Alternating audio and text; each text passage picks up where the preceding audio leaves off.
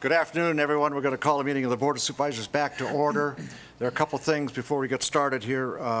One, Jim, you want to make a clarification a little bit here, and then I have a clarification as well. Thank you, Mayor. Before recess, I said that Garrett Lapierre had said that you had signed a resolution. I was wrong, and I just want to clarify that. He did not say you signed it. Okay, and then our erstwhile Deputy District Attorney advised me that we took up item 28D, which is the Moss Adams matter, one of the Moss Adams matter, before noon. It was set to happen after, during the 1:30 hearing. So here's the deal. Anybody want to talk about Moss Adams? If you do, we'll bring it back up. I'll take them, but if nobody has it, then we're just going to let it sit where it is. Okay, anybody? Okay. Adriana? All right. All right, so we're going to proceed with the agenda as published. We're now on item number, Mr. DA, I think it's up to you. TCI, video services, making sure that we get every dollar we can get our hands on, right? That's correct, Mayor. All right, Thank you, Mayor. Supervisors, this is a cleanup item. It's a code change. The Chapter 5.02 dealt with a franchise agreement that was negotiated before the change in the law that took away the ability for local governments to negotiate franchises. And the franchisee that code section addresses is no longer in existence. This is a simple house cleaning measure that addresses telecommunication service providers, video service providers, and comports with Chapter 709 and 711 of the NRS.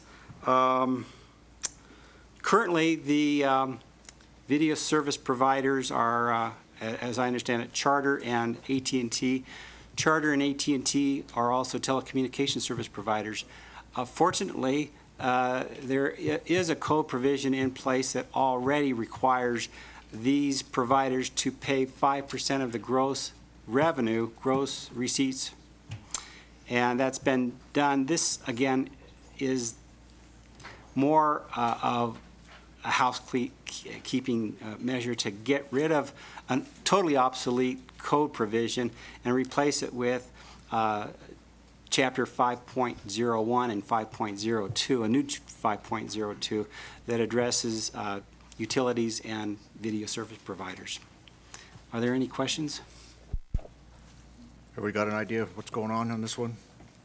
Brad? Public comments on this issue? I don't see any. I think this is on first reading, so want to send it out to first reading? Go. Yes. Yes, and the recommended board action doesn't address creating the new Chapter 5.01, so I'm going to change the motion slightly. I move to introduce on first reading bill number 108. 108, an ordinance repealing Carson City Municipal Code Title V, Public Utility Franchises and Requirements, creating a new Chapter 5.01, and amending Chapter 5.02, TCI of Nevada Incorporated, by replacing the repealed language with language compliant with Chapter 709 and 711 of the NRS pertinent to telecommunications and video services, and enacting other provisions properly related thereto. Motion by Supervisor Bonkowski, second by Supervisor Bagwell on the motion. Discussion? Hearing none, all in favor signify by saying aye. Aye. Opposed, nay. Carried unanimous. Okay, we'll now take up item 27A, and this is, we're going to open a public hearing on the issue of taking comment regarding a proposed plan of amendment to the plan of expenditure for a 1/8 of 1% sales tax that was originally approved by the Board of Supervisors on February 20th, 2014 for public infrastructure projects pursuant to NRS 377B, including but not limited to construction of an animal services facility, a multi-purposes athletic center, and street and pedestrian improvements in the downtown area in Carson Street and William Street, Highway 50 East commercial corridors, and or other projects as directed by the Board of Supervisors. We're going to open a public hearing on this, and then we'll close it. Once we take comment on it, then we'll close the hearing, and then we'll bring it to the board under item 27B to see where it goes. let me just say, we have a room full of people, and that's great. So on the public hearing, just a couple items on conduct during the meeting. One, as all of you know, I don't really like the 3-minute rule, so you don't see the 3-minute rule on these agendas. But that said, when you testify, if you're going to testify or comment, try and stay within the 3 to 5 minute time frame. I was told a long time ago by a very prominent lobbyist, when you appear in front of a legislative committee, if you can't say it in 3 to 5 minutes, you probably shouldn't be saying it. So I've kind of lived by that in my time over there. So the other thing, but you know, if you need more, that's fine. Just try and stay on point. Try not to be duplicative, and avoid making personal attacks. You can always obviously attack us up here if you want, I guess, but avoid personal attacks on anybody else who's talked. And this is a public hearing, but it's also a business meeting for us today, so let's conduct ourselves accordingly. And with that, we'll now open the public. Did I read 27B? Yes. Oh, it should have been 20, I thought 27A, right. We're opening on the hearing on 27A. So what we're going to do is we're going to have the staff go through and present. Yes. And we'll see where it is after. Then we'll go for public comments. Okay? Mr. Mayor, if I could set it up. I mean, obviously, the animal shelter was one of the projects approved under the 1/8% revenue plan. The city engineering manager is going to go through a short PowerPoint, go through the history of it. But I think it's important that right off the bat, I say that we did contract with an out-of-state architect. City staff relied on the cost estimate given to us by the out-of-state architect. We did not, at the time, verify that with a local cost estimator. They were 2 mistakes, and I'm accountable for those. But I'm also accountable, I believe, to this board and to the community to build the animal shelter that I believe the community needs. As we went through what the engineers call value engineering, which for the layperson means things that we took out of the building, we came to a consensus among our group that we had gone too far. We have brought back today a short list of value engineered items that we had taken out in the process in order to get the building under budget that we thought went too far. We're going to present the whole history of the project here. There have been other very fair comments made that perhaps this building had so-called Cadillac-type features in it. That's true. That's another mistake. That mistake has been remedied. Those generally visual-type treatments, heavy timber exposed beams, granite countertops, and the like, that's all been removed from the building. They're all fair comments. And at this point, I think we have a project that will be under budget and that will also deliver the building and the capability that we need now and into the future over the life of this building. So I've got the Public Works Director, Darren Schultz here, City Engineering Manager, Danny Rotter, and soon to be the City Finance Director, Nancy Paulson here. Danny, I think, is going to lead off with a short brief. I'm going to ask Kevin Ryan, the CEO of the Nevada Humane Society, to come up. He has a few remarks. And at that point, Mr. Mayor, I would recommend that you open it for either questions from the board and or public comment at that point. Okay. Afternoon, Mayor, Supervisors. A lot of this, we've gone back and forth with each of you over the last couple of weeks. I feel like I need to disclose something to you before we get going. I'm a dog person. Not a cat person, but the world needs cat people. So I'm gonna get going here and make sure that we keep rolling. So this is a slide documenting some of the history of where we've been and how we got here. July of 2010, the Humane Society of the U.S. Was on site for an evaluation of the existing shelter. Along the bottom here, these green triangles are every time it's been in front of the board over the last 5 years. In December of 2010, Humane Society of the U.S. staff brought the evaluation forward, and there was a lot of standard operating procedures, animal care, feeding, cleaning type stuff. But one of the things that stood out to me as I started digging into this, having not been involved up until about a year ago, was that on-site vet services should be provided by either an outside vet or on staff, but at a very minimum, somebody should be trained to do an on-site examination upon intake. One of the key things over at the existing shelter to kind of get things going was isolation, intake, and adoption areas being separate for the prevention of disease, and also having the adoption area where closer to the lobby where the adoptees will come. After that, there was kind of a direction for staff to create an action plan. A couple of the references in there were the admin trailer you see on site today. That was part of that, kind of making some space, doing with what you could with what you had. A couple little places in there, they referenced the UC Davis Corrett Shelter Medicine Program as a resource that we'll talk about a little bit later. From there, right after that, an RFP process went out for architects with a focus on animal shelter experience, and 14 submitted, but two were shortlisted in January 2011. BDA Architecture from New Mexico and Swap Myers from Emeryville, Nick already touched on going forward from that. July of 2011, the contract was executed for the preliminary programming and a site feasibility study. They were paired with a local civil bowling Momola group, which is no longer around, but they did a lot of the site feasibility study. By August, there was a couple revisions of the programming study, having 104 dogs, 90 cats, 10 exotics or others, and a spay-neuter clinic, about 10,400 square feet.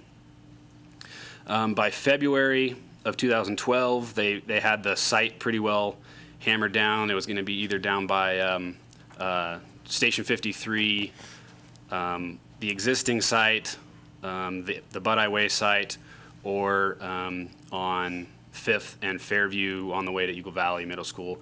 The site that we have at the airport site was selected and accepted by the board in beginning of 2012.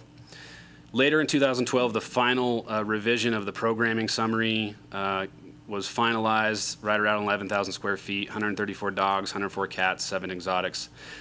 Then that brought forward in February of 2013 to the board, had a conceptual layout. A lot of the graphics were brought forward to help with fundraising, some of the 3D stuff you've seen, preliminary landscape plan, that sort of stuff. And that was the basis to go forward and fundraise and start planning for the future. Beginning of 2014, a lot of the 1/8% sales tax items were starting to be built out in the plan of expenditure, and I found through the files and working with my staff, at some point in time it came up, hey, we better make sure, how's this size? What's the sizing based on? In 2010, when BDA first started, they did some questionnaires, some interviews. They had the animal services director, staff, and they said, hey, what do you think you need? And the animal services director at the time had kind of guesstimated 100 dogs, 100 cats. They didn't really say we need this much intake, this much adoption. In 2014, when the question came up, the architect pointed us to this UC Davis publication called Calculating Shelter Capacity. Four different items, I'll just mention quickly, that contribute to the flow-through capacity of a shelter. One being the intake capacity, how many you take in and then hold it in a certain time period. The adoption capacity, how many go into adoption, how long their length of stay is during the peak time periods. Staffing for the daily population, if you will, and then staffing for the flow-through. How much staff do you have to get them intaked, get them exam, microchipped, exam, vaccinated, spay-neutered, whatever, over into adoption to get them going in and going home. Brought forward the contract with BDA in December of 2014. Some of the design revisions, Nevada Humane Society was on board, and the final bid package that went out had 124 dogs, 116 cats, 8 others, various areas we'll talk about a little bit later. Based on the 2010 numbers and kind of the confirmation with the architect in early 2014, using the 2010 numbers. Just over 11,400 square feet. Had the bid opening in March, and shortly after that hired the local cost estimator when we got the number back. Had that veteran of the construction industry beat it up for quite a bit. Towards the end of April, beginning of May is when we had our VE, or value engineering, list and layout, and we were still cutting it close. One of the last things I presented to Nick when we kind of sat down and felt like we went too far is we'd kind of shown the shelter as being an adoption-friendly shelter, public-friendly on the entrance, and we were going to take this little bit of a vaulted ceiling, 12, 13 feet, down to a 9-foot flat ceiling. And that was when we kind of said, well, we should kind of look at all these and make sure that we're not going to cut everything out of it. And how are we going to go forward from here? Some of the things I've put up here that when we talk about sizing and what went out to bid, there's 5 different categories of areas for holding animals. You can see the adoption capacity, hold quarantine, exam clinic area, isolation, and intake. From the shelter medicine link right there, the calculating shelter capacity, I kind of went back through and actually created a spreadsheet with some of the calculations that they recommended using the 2010 numbers. Using 2010, what the architect had used that he had seen in other places was a 10-day hold period and a 45-day average length of stay for adoptions. So when you look at those 2010, there was just over 1,500 animals total, and then peak intake during the summer months of about 150%. Using those numbers in the calculations, you get around 100 dogs and 111 cats. And at the time, in early 2014, that was what, there was kind of a double check with the architect and saying, well, Animal Services Director thought 100 and 100. We programmed up 124, 116.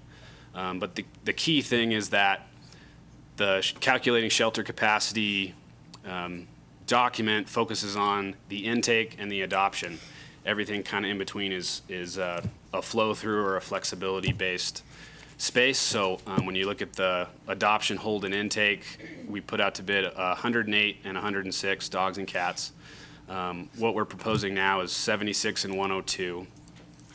If you look at the 2013 and 2015 numbers, the 2013 numbers is just under 1,700 animals, a little bit more dogs than cats during that period. And then 2015 numbers I got from the Nevada Humane Society, averaging 143 a month total for the first 5 months of the year, but they plan and have seen in their other facility 150% increase in the summer months. So if you project that out, it's a little over 1,900, but obviously every month of the summer you're not going to see that, so it probably comes down from that, but you always project a little high and then comes down from there. A couple of the main points on the top right, just kind of circling back on the programming summary, having some sort of entrance canopy to grab the public and bring them in to adopt a dog or a cat or a exotic. Separate employee entrance and a surrender license entrance for if somebody's bringing their animal in to surrender. Inviting adoption area was a key. The spay-neuter clinic was included. A training room for 20 people, secure parking and intake as a separate area, and then the staff administrative spaces. So we'll talk a little bit about here some of the numbers, what was put out to bid, what building that was, the original budget and plan, and then what we're proposing now, and we'll talk about some of the VE items. You can see the budget here on the left. Total was $3.9 million, with $2.9 million of that estimated as construction. We had projected $200,000 of that in CASI donations originally. This was the original building. Can we ask questions as we go? Sure, go ahead. Okay, could you go back to the slide? The original bid, when did the original bid go out? When did bids go out? Mid-February and open March 24th. So going back to the previous slide before this one, when in February 1st, 2014, you used the UC Davis publication, was that in line with the bid that we put out? Is that complying? Is the UC Davis numbers, does that reflect into the bid that we asked for from contractors, or were we over or under by the UC Davis standards? The building that we put out to bid was total 124 dogs, 116 cats. Of that, the adoption and the intake and hold was 108 dogs, 106 cats. If you look at the right here, some of the peak intake periods would have been right at, depending on which year, if you had more dogs or you had more cats, right around in that range, around the hundreds, some a little bit below 100, some a little bit above. Does that answer your question? No. Does the bid that went out, are we in compliance with the UC Davis publications which you cited? Those numbers The that bid that went out had 108 dogs and 106 cats combined between adoption, hold, and intake. Based on the 2013 numbers and the peak capacity, it would have been a little bit questionable total. So is it yes or no? We're in compliance with UC Davis. Well, depending on which year you look at, yes and no. The 2010 numbers, we were under that number. In the 2013 numbers, we were a little over that number. So in 2010, we would have been right about the right size. In 2013, if we would have had that intake peak on dogs, we would have been under the UC Davis recommendations. Why did you only, well then, someone has to ask, why did you go back to 2010? Why didn't you go back further? I don't know. I can't answer that question. I wasn't involved with that. I'm kind of explaining what has happened since Okay, then. no, I understand. I'm just asking questions as we go through. And when did it go out to bid? Middle of February, it was advertised, and March 25th, March 24th, 2015, it opened. It opened for bids March 24th? March 24th of 2015. Bids were submitted and we opened them up. And between that, did we have any change orders or amendments to the original bid? We had some addendums put out. One of the things that, one of the mistakes we made was trying to rush the project a little bit, and we squeezed the consultants a little bit to get out the bid specifications. And so one of the issues that some of the contractors had told us, it was a little confusing that there was a couple addendums put out during bids. We normally put out an addendum to try and make sure that everybody has the right information. And usually the contractors can pick up on it. But for some reason this time they said they couldn't as much. And the numbers that's on this chart, we're assuming that we're taking from the original bids that came in to make up to the March bid? Yeah, I was getting there. The March. We'll get there in a moment. Yeah, I think I'm kind of heading down that track. If you want me to talk about the bid. Okay. So this was the original building, a little over 11,500 square feet. With the intake garage, 4 kennel areas in the back. So this is kind of, it's a little big to look at, but that's kind of the basis of what we're talking about. Now here's the March 2015 bid. The low contractor was actually from out of state, and so the second lowest bidder had a local bidder's preference, which gained him 5%, and so we used them as the low bid. And so they were the $4.134 million number that obviously wasn't going to work. So everything, when we started value engineering, rather than trying to re-estimate costs, we had already a hard cost from a contractor telling us they were going to build it for $4.134 million. So everything we had done is taking that into consideration as our estimate and cutting out of that. A couple other topics to point out. At the time, we'd estimated, we brought our FF&Es down a little bit, just over a little bit on the design, CM, testing and inspection, and the permitting and utilities by about 10 grand each.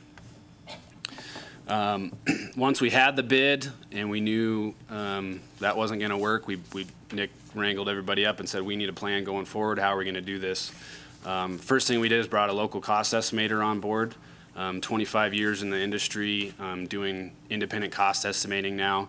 And so some of the items, the red being the original bid building that you saw before, the green being what we're calling the VE layout at just over 9,000 square feet.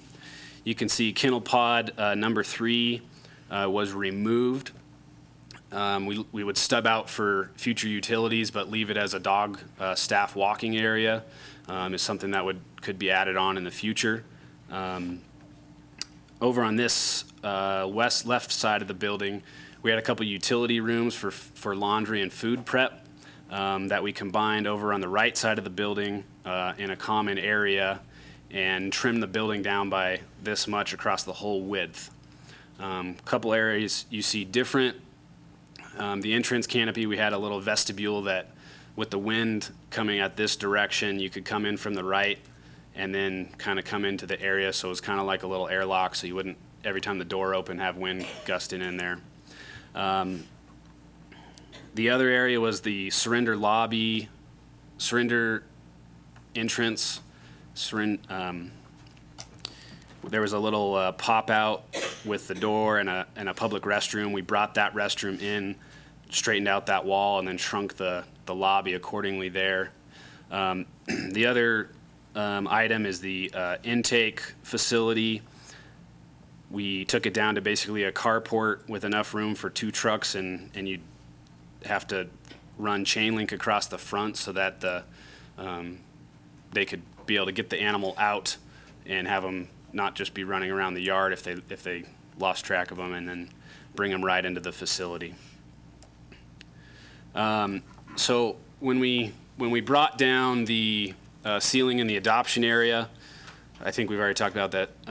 That was the point we said, well, what are some of the items that if we're going to do this right, what are they going to be? And we identified a couple different areas. One being if we were going to set ourselves up for future operational costs or future power costs. And then 2, the security of the facility. And 3, a couple little items about the look of the facility. The main one being that peaked entrance. So these are some of the items. I'm going to go kind of quickly through them. Not that quick, but I also have a couple notes when we were kind of talking about the costs and some of the return on investment type stuff.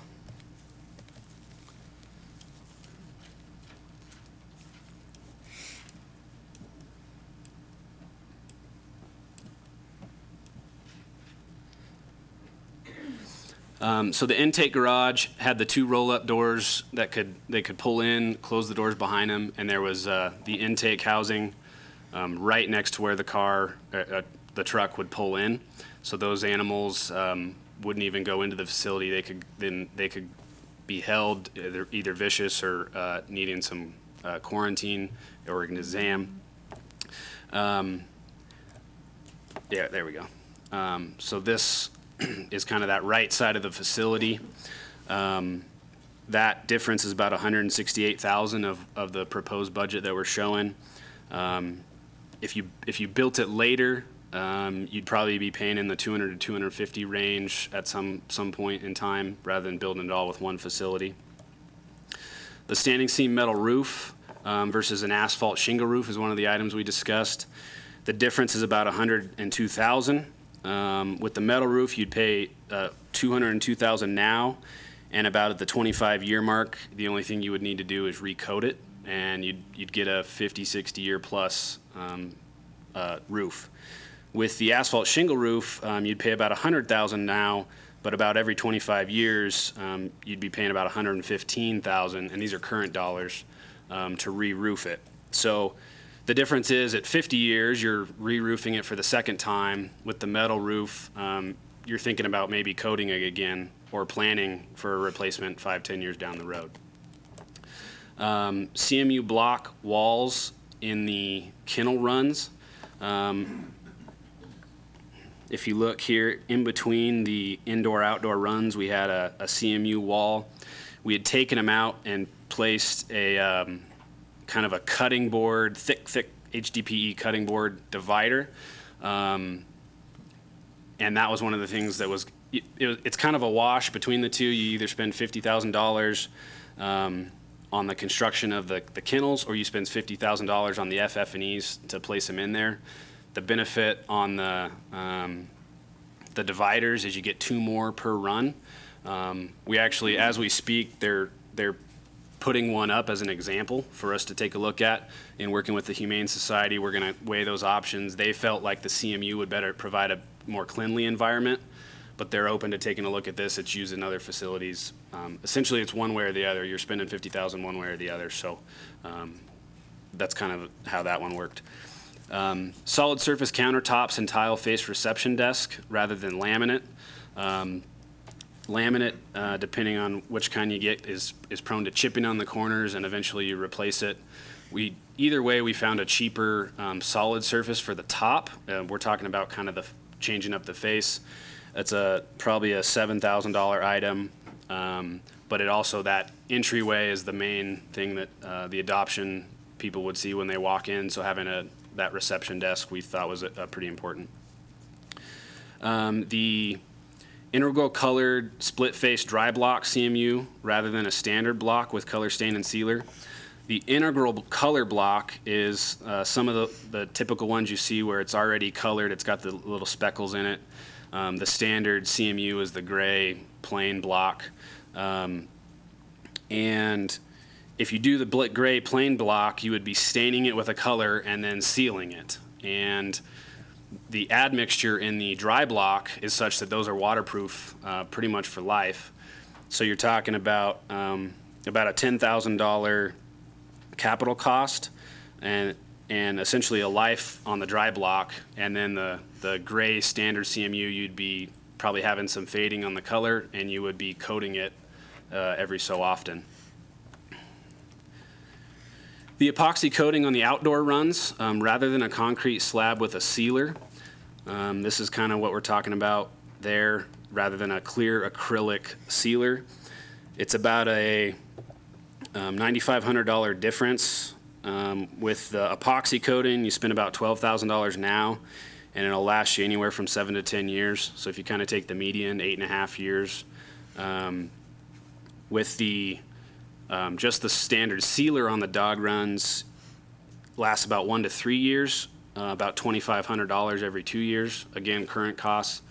So about every 8 years, you're kind of regaining that investment. But the difference is with the sealer, you're every 2 years trying to keep on top of it. So we felt like that was a pretty important thing. Card readers at entry points, we were just going to leave the conduit in for future and then place these later. It would just be a future cost. But one of the things we felt like is a lot of our facilities are standardized to this. You know who comes in and who comes out. And we thought that was important. LED lighting package, we had cut back on the capital cost to go to fluorescence. Nowadays, the LED lighting is so much cheaper of a power cost. We looked at it, and assuming just over 4,700 watts on the LEDs versus the package 8,300 watts on the fluorescence, it's about $6 a day for the LEDs and $11 a day for the fluorescence. It's about an $1,800 a year cost difference for a $17,000 capital cost. So your return on investment's around 9 to 10 years. And then the steel fencing with an automatic gate with the card reader rather than just a manual chain link. This is a photo from the corporate yard entrance. It's just a card reader at truck window height, and then an automatic gate that when you come in, you swipe it, go in, take the animal into the intake. So with those items, the far right column is the proposed budget that we had in front of you today, the Exhibit A. I added a difference column on the right because I figured we didn't want to be doing math as we were going through this. So the construction difference is about $450. The contingency difference is about $135. Again, under on the FF&Es. we took some of the items out of the construction and did an owner furnished. I don't know if we'll be able to get those purchased by July 1 or not, but either way, I think we'll do that. And then again, over on the design CM permitting a little bit. We're also, we have a little bit more in the new building fund donations. And so the net that we put into the proposed plan of expenditure in the next item is the 545,709. Just to go back to what the proposed building would be as opposed to the VE layout, just over 10,000 square feet with the intake facility on the right. Otherwise, the layout stays pretty much the same. A lot of the stuff we were talking about is the lighting that doesn't show up on the plan, or the CMU blocks and the coating. Again, back to just a plain black and white for you to see that third dog run gone with the intake facility. Back to this slide, and then I'll hand it to Nancy for the last slide, talking about the revenue here. Nancy Paulson, Deputy Finance Director. In relation to the infrastructure sales tax revenue, the additional funds necessary for the animal shelter would not be diverted from any of the other projects approved in the original plan of expenditure.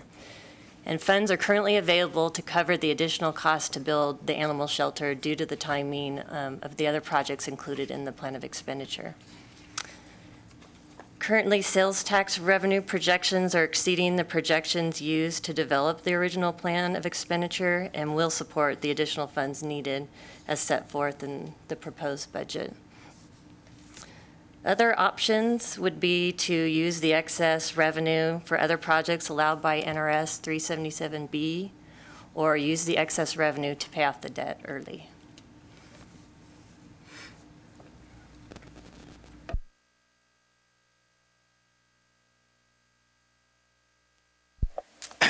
Mr. Mayor, at this time, if I could ask Kevin Ryan, who's the CEO of the Nevada Humane Society, to come up. As you're aware, we currently contract animal services with NHS. They have been a partner along with Cassie as we went through the value engineering process.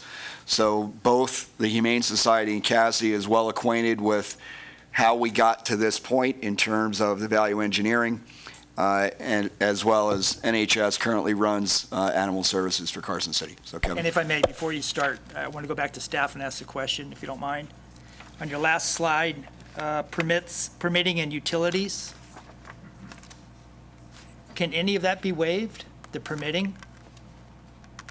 The fees? Dan, Your Honor, for the record, the utilities is the biggest on there, and that's NV Energy. The building permit, I'm not sure that you could waive that. Yeah, the building permit currently pays for all the inspections that our chief building official does. So those funds would have to come from somewhere else then. So the permitting is the inspection. We won't have an additional cost for inspections as we did with the MAC then? The inspections are already built into it. If I could draw your attention to the center of the matrix here, you'll see design, CM, testing, inspection. I believe, and Darren, correct me if I'm wrong, that includes inspections and all the special inspections as well. Is that correct? That's correct. And for permitting, that's back to inspection, that whole discussion. That's for life safety inspection. That's all they do. That's all the building official inspects. It's just for life safety. The other inspection light items is for all the other.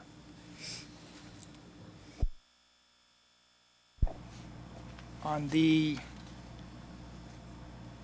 the owner furnished items for construction, what does that consist of, the $41,000? What is that? One of the things identified by the local cost estimator and in talking with the manufacturer, each of the kennel runs has a stainless steel trench drain to convey the waste during the cleaning, which we have a big problem with over there now. And we had a big discrepancy in talking to the bidders between the cost they were presenting us and what the manufacturer was telling us should be the cost. And so we decided that it would be in our best interest to just purchase that ahead of time and then get a competitive bid on the labor to install it. There's also a couple of the site lighting fixtures we felt like we could do that with as well. Going back to a previous slide, I apologize, when is it, the metal roofing rather than asphalt, what originally went out on the original bid? Metal roofing did go on the original bid. Okay, so the price difference between the metal and the asphalt was 200,000 versus 100,000 roughly, right? Correct. Life expectancy on the asphalt was 25 years. Metal roof is, I'm sorry? It's about a 50 to 60 year life, but the coating on the roof, the warranty expires after 25 years. So you could at 25, I just assumed at 25 years you would recoat it. And then at 50 years, you're either recoating it or thinking about maybe replacing it at some point. And the recoating cost how much? Right around 40,000. So 40,000. And have we, or will we, as we mentioned earlier in the previous agenda item, purchase any items for this so we can get the reduced pricing? Are we purchasing anything? That was the owner furnished items on the trench drains and the site lighting. Are we purchasing like the blocking, or can we purchase any of this before we even started this to say as a sales tax revenue?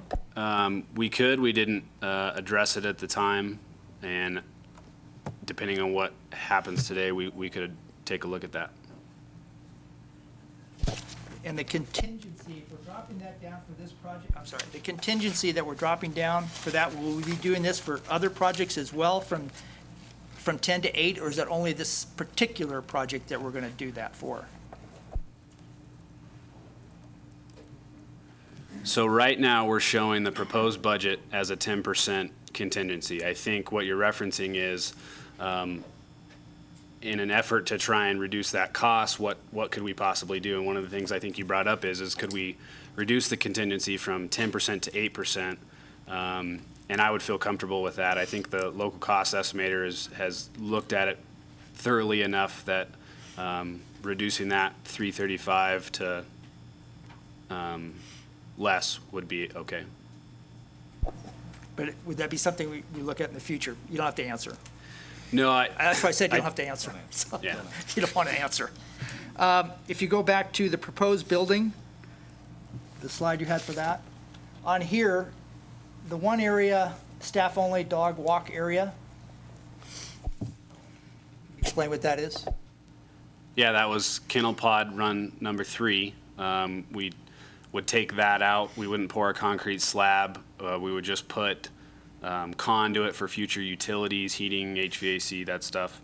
And then we would just put some DG out there for us and then leave it as a staff-only area rather than a public area. Build it later. But we would, at some point in the future, build it later. So we'll have to fundraise for that or find financing to finish that. It'll be an unfinished portion of the building, correct? Unless you want to build it now. You got a budget for it? I think we're saying there's no budget for it now, Okay. so Well- in about 15 to 20 years, that could be added on. Could we, now, in the, I can't read it, K-9 run number 2, that is left bare as well, correct? There's no fencing or anything in that, correct? Correct. We decided that in an effort to try and get a facility open, that would be something that could be added later. And if the bids came in well, some of that contingency could populate K-9 run number 2. So right now, we have 2 areas that are not going to be completed that we'll have to have funding for at a later date. Correct. Could we look at the garage? Explain the difference, though, just so everyone. So what we're proposing is run number 3 at a future date. Run number 2 is sort of a contingency plan that if the bids come in conservative like we've estimated, that estimate, I want to be the high bidder. I don't want to be the low bidder again, as you can imagine. So what we're hoping for is that bid to come in lower than that, and then when we bring forward the bid contract, request that we would transfer some of that additional funds to populate run number 2. Danny, will the shell of kennel run number 2 be built, just the internal kennels, not, Correct. We're just talking about, at this point, the dividers. Now, can we look at the drive-through area at the bottom, right? Could we not do what we're doing in these other areas to cut cost and do it as a future item? You could. I think that was one of the items I mentioned. Right now, it's about 168,000 in our estimate. If you came back later and brought a separate contractor and mobilized later, that's in the probably to the 200, 250 range. I think also that may or may not add to it is if it was past a building code change. One of the things the electrical efficiency codes, building efficiency codes, energy efficiency codes, there we go, are set to change about mid-2016. So that's my estimate is about $200,000 to $250,000 if you did it later. I meant build the shell, build the structure itself, but not do the internal like you're doing with the other doghouse. Yeah, you could. Some of those FF&Es, I think out of that total 168, about 10 to 15 of that is those kennel holdings on the interior there. You could do that. How much of a savings would that be if we did opt to do that? You would just save the FF&Es at 10 to 15,000. But again, if we have that contingency can go towards construction items that come up, which I'm hoping there's not, or when we go to close out the project, elect to use those for FF&Es. But the FF&Es of the intake are already accounted for in the 225 number. That's on line item number 3. And on the slide with, it says the March bid 2015 total of 4134. Okay, so to the right, it says 450,000 on, the proposed new budget is 3.35 million. Have we got a contractor to agree to that, or is this gonna go back out to bid, or we got somebody who says, yes, I can do it for 3.3? This is the 4.134 number in conjunction with the local cost estimator saying if you took out this, you would save this, and saying that's a pretty confirmed number, you would put it back out to bid. So, it has to go back out to bid, correct. but it doesn't, when it goes out to bid, doesn't necessarily have to come in at the proposed budget either, correct? Correct. Yep. So the numbers that we're proposing here still have to go out to bid. Everything does, correct? Correct. So why couldn't we have put this out to bid before we came to the board so we know we have the bids? Well, we wanted to do it once more. I didn't want to go back out to bid again and then come back and have it either this or nothing. We felt like coming back to the board would be the right method to go through. One of the other things is the designer, the architect understands that they messed up the cost and told us they would redesign the building one more time for no increased costs. I think if we redesigned it, went back out to bid, and then still had another issue, we'd be coming back and then we would have increased design costs. So we wanted to come back, do it the way the right way we feel is the right way, and do it once. I'm not sure, it's a difference of opinion, and take no offense, please, but I think this should have went out to bid, then come to us. We, at Public Works, we really make an effort all the time to not put a job on the street if we don't have funding for it. It's one thing when it completely blows our estimate, that's something we can't explain or we can't justify. But if we don't have funding available, ready to build that project to our estimate, we don't put it on the street. That's the kind of rules we live by. A good rule. Thank you. Kevin, good afternoon to you. Good afternoon, Mr. Mayor, Supervisors. For the record, Kevin Ryan, CEO of Nevada Humane Society. Certainly thank you for having us here, and I think I should begin by saying we owe a great debt of gratitude, and I hope the citizens of Carson City are proud of their civil servants, because I've never been involved in a project in which so much effort was put into value engineering a building, and they really worked hard, and I thought it was an enormously thoughtful process. And we also appreciate the opportunity to come back here and revisit the project, because obviously, you know, we share some concerns that I think many people share, is that we don't want to value engineer the building so profoundly that we don't build what the citizens of Carson City deserve. And I think this, certainly there's been painful cuts. The loss of the third dog run is a painful cut. There's no ifs, ands, or buts about that. But at the same time, I think we have identified a facility that can meet the needs of Carson City, has the potential to grow with Carson City, as well as is incredibly responsible to the taxpayers of Carson City. So I think that it's owed to begin by saying that. Second, I don't think it's news to anyone as of now, but the board members of Nevada Humane Society have voted to pledge to, should we move forward with this plan, cover the expenses of the FF&E, which is valued at $225,000.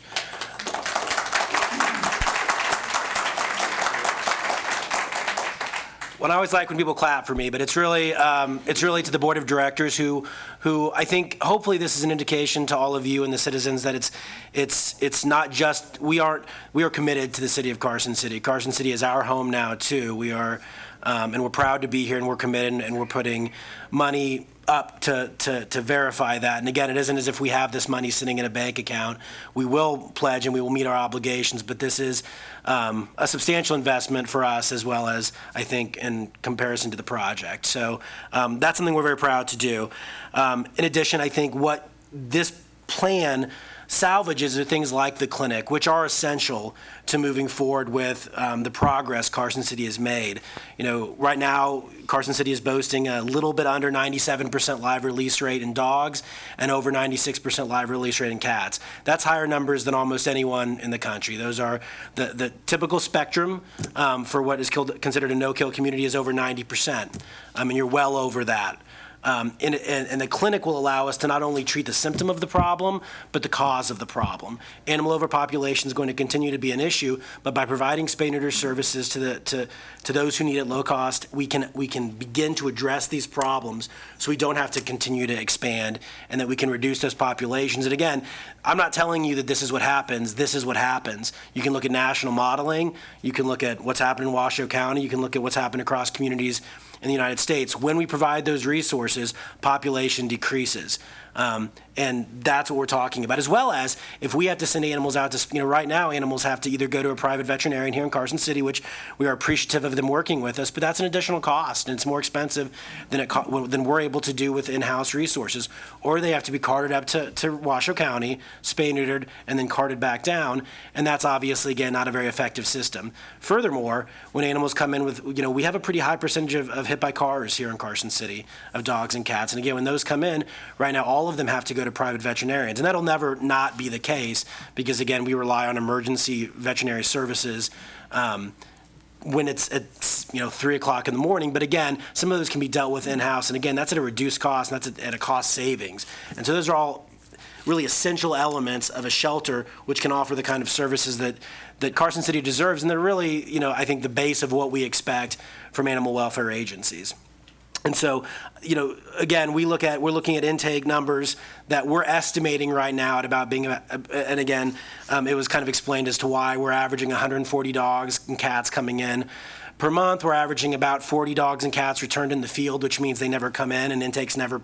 So it's, you find my dog running on the street, I have a tag, I have a microchip, we use Finding Rover, whatever it may be, and we're able to return that animal without ever coming in the field. So again, that's another savings, and these animals are never coming in. But again, when we look at, again, modeling based on what we expect in the summer months, and we all know why we expect increase in summer months, you know, we're coming up with an estimate at about 2,500 animals per year, which does not take into account when a new shelter opens. There will be an increase in intake. That's, again, true across the country. When a new shelter opens, intake increases, and that number doesn't, because I'm not sure what that's going to be in Carson City, and I don't want to false estimate based on assumptions. So again, the building, it's still going to be tight, but I believe we can do it, what's expected, what we've pledged to do with this project, and again, we're proud to invest in it as well. I hope all the residents of Carson City and all of you are very proud of what's been accomplished. These are altitudinal results, and they're higher than should have been expected. And so again, I think that speaks to Carson City, because again, these animals have to be adopted by Carson Cityans. These animals have to be reclaimed by Carson Cityans. When we see cats running free, we need Carson Cityans to bring them in so we can spay and neuter them. And all of that's happening with members of the community. So again, I think that this is the next step, and I think I said at some point yesterday that I think this is the next step in Carson City becoming one of the leaders in animal welfare, and that's truly what I believe. Thank you, Kevin, and thanks to your board for stepping up. Absolutely. Okay. Kevin, if I may. Yes, sir. You say you're pledging the $225,000? So you'll do fundraising for that, or are you just going to write a check? No, we'll fundraise for that, but we will cover it. There will not be. We will, and I think what we're pledging is to cover the FF&E. There may be some areas in which Nevada Humane Society can create some cost savings through purchasing power, things like that. But we will cover the items listed on the FF&E budget. Could we ask? I mean, we're short $545,000. Could we fundraise until we recoup that on any level? I mean, I guess what you're asking me is a question that is answered by the Board of Supervisors, because I don't presume to tell you all what to do, but certainly I can't speak for my Board of Directors either. I mean, I would be concerned about that. We have a rapidly dilapidating shelter, as all of you know. I hate to see it kick down the road even further. I mean, we're willing to leverage some of our resources and again fundraise, and if we do need to cover some of the costs while we continue to fundraise, we can do that. But right now, we'll be starting a capital campaign kind of behind the 8 ball already, because again, you start these things before you announce the project, as I'm sure all of you know, and so we're going to be starting behind the 8 ball anyway. I think that would be incredibly difficult, to be honest. Good answer. With the in-house surgical facility, will you be hiring a veterinarian full-time for the shelter? Yes, sir. What I would say is we'd be hiring I don't know what the capacity is going to be once I can tell you in Washoe County, or Northern Nevada is a better descriptor because they were open. We started what's called Blitz grants in 2014, and that's when we say in February we're going to do, and they all have stupid names like Happy Neuter Year or whatever else. But we'll say in January, we're going to do 300 spay neuters. When we started that in 2014, we received 300 calls a day for 300 slots. It has been, and it's been underserved in Washoe County in addition to everywhere else. It's a vast need. And these calls are not limited to Washoe County. They were, because these Blitz grants are not limited. And so we know that there's a need out there. So my short answer is I suspect yes, there would be a full-time vet in Carson City. Nevada Humane Society would hire a full-time vet, and then we will deploy our resources as necessary. But my goal, I'm a pretty, and you can ask my staff, I push for more spay and neuter on a constant basis, because that's how we're going to get out of this problem. If you look at Washoe County, you're talking about 38 dog and cat intake per 1,000 people, and the national average is 14 dogs and cats per 1,000 people. We can keep doing that forever, but I'm going to get tired. And so we have to begin to confound that and lower that intake. And people want to do the right thing. I don't think it's a lack of, we used to say in animal welfare 20 years ago, it's, well, people don't want to get their animals spay and neutered. That's not the case anymore. We, again, know just from our capacity. So our plan would be to hire, longest answer ever, a full-time vet in Carson City, but again, that'll depend on need and all that kind of stuff. But if we look at it now, combined with shelter intake, combined with the number of emergencies or hit by cars is really what we're talking about, but there could be others. In addition to low-cost, high-quality spay neuter, yes, I think there would be a full-time vet in Carson City. So if we have a full-time vet, he'd be under your supervision, correct? Ultimately, sure. So then your contract would have to increase to cover the cost of him, correct? The contract will almost certainly increase with the expansion of a new shelter. You're talking about additional everything. I mean, if you look at just the heating bill at the current shelter, it's going to be much smaller than what we're projecting here.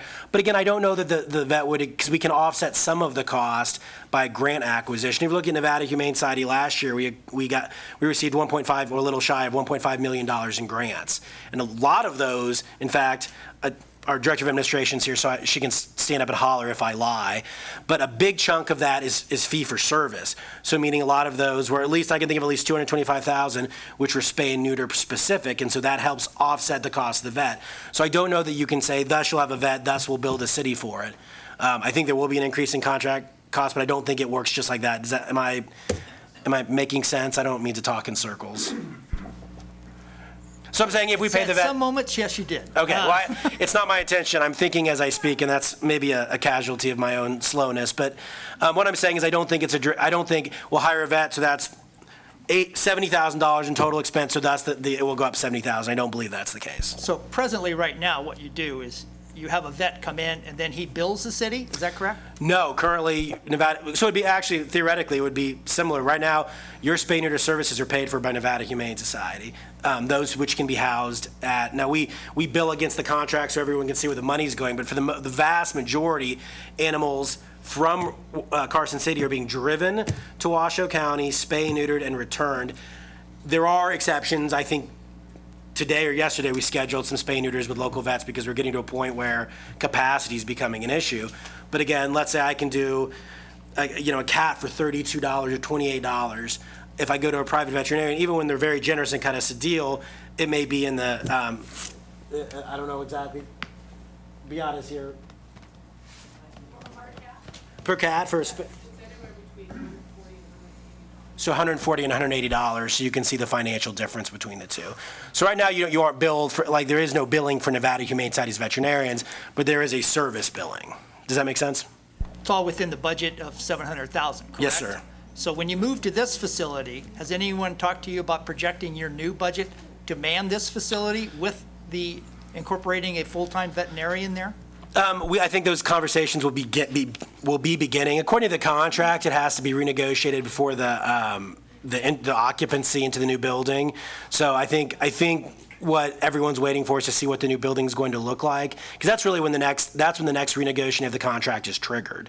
And when we accepted the contract, I think in good faith to all of you, I don't know if this was said, but we were going to stick with it until we had something new and we knew there was going to be an expansion of services and expenses. But again, I think there's a number of offsets that the vet will not directly or profoundly increase the contract, because again, they can help recoup some of their costs. And again, I'd like to say it's more sophisticated than this, but it's Henry Ford. By doing spay neuter, nothing but spay neuter all day, every day, those prices go way down. And that's how we're able to do it for $38, and private veterinarians have to charge more. It's not because they want to charge more, it's because they have to. I mean, I do have a copy of your contract. I read it. I'm just a little skeptical that no one even, approached you to say, how much do you think your contract will increase? I mean, we're here discussing how to build something for a long period of time so far, and no one's approached you to say how you man this building, what will that increase, and how, so they can set money aside and plan for the future. I'm just a little surprised no one's even approached you to ask what your budget may or may not be. I could say, I think last week Supervisor Bagwell asked if there would be an increase, and I said yes. And what will that increase be? I don't know until I look at the bill. The easiest way to look at this is the power bill. I mean, right now, it's very low because we're not heating or cooling very much. It's pretty limited. When you go to this, there's obviously going to be an increase, so we're going to have to, but I don't know what that's going to be yet, because I don't know what the shelter is going to look like. I don't know if there's going to be 3 runs, 2 runs, 1 run, and again, that's what's going to determine staffing. Like I said, I don't think the veterinarian is necessarily what's going to increase costs. In fact, it's not, profoundly. Okay. Anything else, Kevin? Thanks again for stepping up and tell your board. I see your board members back there. Ms. Elliott's back there. I don't know who else is there. But thanks again for stepping up. We'll see where this goes, and regardless of where it goes, you guys are to be patted on the back for stepping up. It's a good deal. Yeah, well, we appreciate Mr. Mayor and Supervisors for the consideration. We appreciate it very much. Okay. All right. Mr. City Manager, where are we? I think this would be a good time either for board questions or for public comment. Okay. Well, 27A still? let's do, Yeah, I think we'll do public comment. Okay, we're going to open up the public. come on up and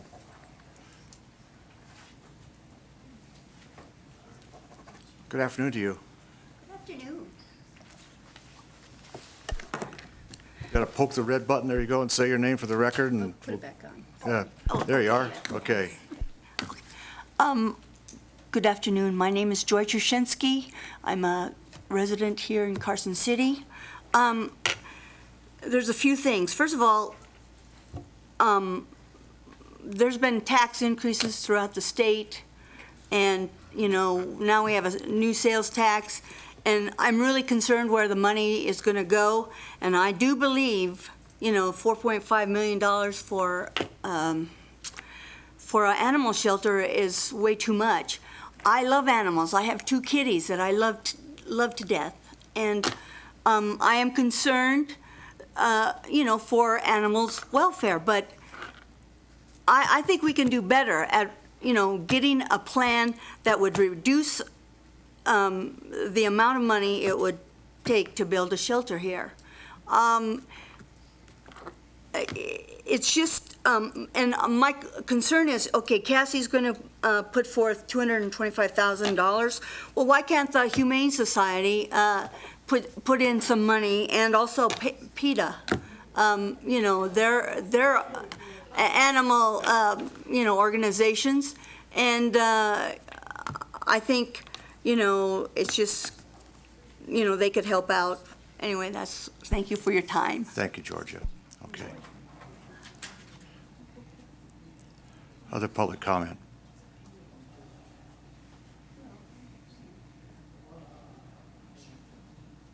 Good afternoon. Good afternoon. My name is Colleen Schiller, and I'm a resident of Carson City. I just have a couple of questions. I'd like to know what the current occupancy rate is at the shelter.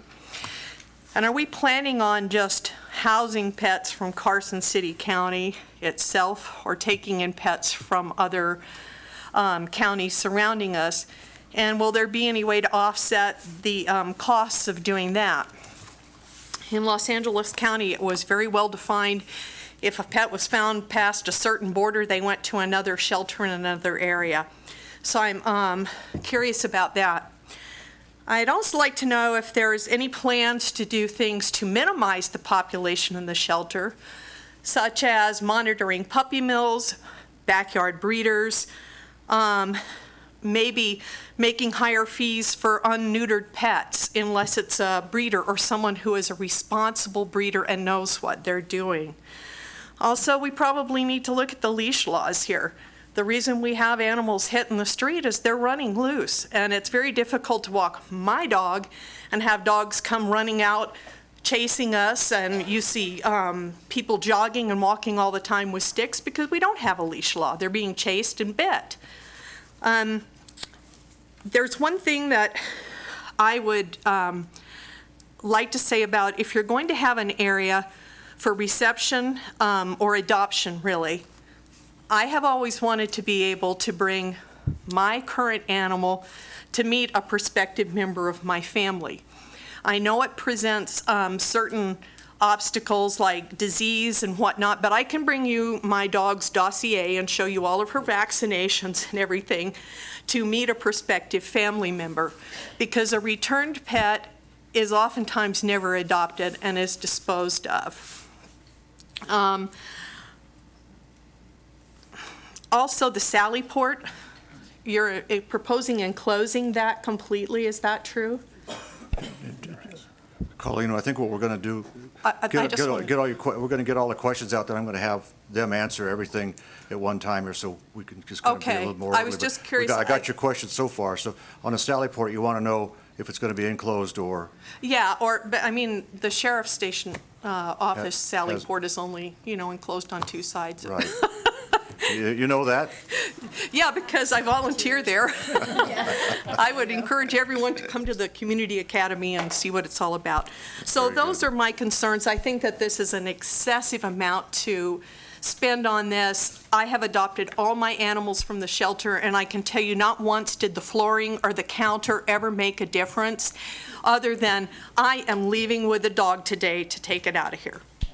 So. Hang on a minute.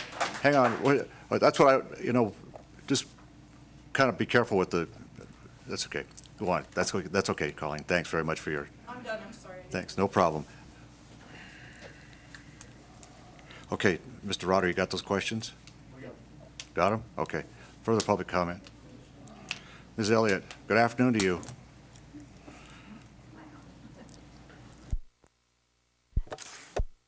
Good afternoon, Mr. Mayor. For the record, Mindy Elliott. I'm a board member for the Humane Society, small business owner, and have been involved with the community for multiple years. I think, just for clarification, there was a question relative to whether the Humane Society is committed any financial support to the shelter. We have committed $225,000 to cover the FF&E. That's coming from this board, from the Nevada Humane Society. Also, I think that from the standpoint of, and I've been on the Humane Society for one purpose and one purpose only, from a business perspective. My background is 30 years in banking, as well as former leadership positions within the state government. And I think that the financial prudence that the board is taking on today is to be commended. And I think that from a staff perspective, it's very difficult. I was involved in building the RCVA and that expansion, which was $60 million. And I think that nothing can be taken lightly when it relates to a public works project. But one thing about a public works project, which sometimes the average citizen doesn't realize, is that there's a 30% cost increase because of the requirement for prevailing wage, and that's the law, and there's nothing around it. And I remember when we built the RCVA, it was that aha moment that the increased costs because of the prevailing wage requirement. And I also think that in discussions with the board, we had a lot of discussion regarding the Sally Port and the importance of enclosing, and this is our bias as a board. Yeah, obviously, it's going to be your decision. You're bringing in pets that can be very diseased. They can have parvo. And for us to try and make sure that Sally Port is sanitized once those animals leave is something that's important to us, because any other time you bring a dog or another animal in there, we can't guarantee that those diseases are not transmitted. So that's just my personal preference as it relates. I know there's a cost to doing everything. There's a cost to doing business, but I did want to place that on the record, that it's important to the board that that is enclosed. We had a long discussion about that the other night, so I appreciate your time and consideration. Well, I appreciate that, and let me say thank you for inking in for the FF&E. That's $225,000. That's not unsubstantial. And also, let me just ask you a question. I know you're the former director of business and industry, and you've been with the Humane Society in Reno for a long period of time. Just tell me, what do you think? Yes or no? Is this overbuilt or not? No. Okay. It's unfortunately, but it's not. If you're going to build, you're using taxpayer dollars, and I think that you need to build something that the community is going to be proud of, number one, and on the other hand, is very functional. And I think that you want to make sure that there's a good balance between what's going to work, number one, but then number two, something that's going to last. And so there is a balance, and it's unfortunately, you're the guys that have to make that decision, but I do not think it's overbuilt at all. Thank you. Thank you very much. Okay. And by the way, I commit $1,000 of Judge Elliott's money today. That was good. I'm sure he'll be chatting with you tonight. Okay. All right. Other public comment? Lisa, congratulations to you. What was your time back there? 3:40. Put it on the record here. Hi, I'm Lisa Schutte. I'm Lisa Schutte, member of Carson City and founder of Cassie. My Stockholm Marathon was 3:47. So, thanks. Congratulations to you. Thank you. Speaking as an individual and as a member of Cassie, first of all, I appreciate that the city really wants to reduce the amount of cuts made to the original shelter budget. Our goal is to ensure that our community has the needed amenities of humane and competent sheltering. And Cassie's fundraising is going to continue. So regardless, we pledge to you that we will continue. We want to provide equipment, we want to provide resources, and we really do want to ease the revenue burdens of Carson City. The numbers already right now just show, so the record's clear, about 200,000 from Casio, about 200,000 in there from Casio right now. That's correct. All right, go ahead, I'm sorry, but I just want to make sure that we're tracking here. Well, and that, though, also includes money that we're still raising. We have a very busy summer. We are in the process of our selling pavers. We're in the process of lining up our bark, wine, and dine, our 5K9, our pooch plunge, all of that. So we are in an ongoing fundraising capacity, and we will continue to do so afterwards. So can I clarify there then? Do you have the 193,777 in the bank? When this goes to bid, we will have that. To bid or to construction? Well, to construction, rather. I wanted to construction, clarify I'm that. sorry. Okay. To construction, yes. So what do you have in the bank then? I'm confused. Nancy Paulson, Deputy Finance Director. I'm not sure what Cassie has in the bank right now, but Carson City's holding approximately $33,000 from a donation that came to us instead of Cassie. It was prior to their nonprofit status, I believe. But that's part of the 59 then, I'm assuming, correct? Oh, and we have 170,000 in the bank right now. The total amount we have indicated for Cassie is 193,777. That reflects the amount that Carson City currently holds, as well as what Cassie has in the bank. Did that answer your question? I think so. Okay. Okay, thank you. So right now, you have an opportunity to build the shelter as it should be built, to build a shelter that provides long-term, I'm drawing a blank now, my jet lag. We want to be able to provide for animals, for our community, for the people who love our community. We don't want to have to re-roof a building every 15 years. And so I just ask you to really, as you're thinking about money and cost savings and the burden of taxpayers, really think about how is this money best spent. And it's about investing in a correct building versus a building that needs a lot of follow-up in the future. And you have my word, you have Cassie's word that we will be with you all the way, as we are very supportive of this project. Thank you, Lisa. Okay. Other public comment?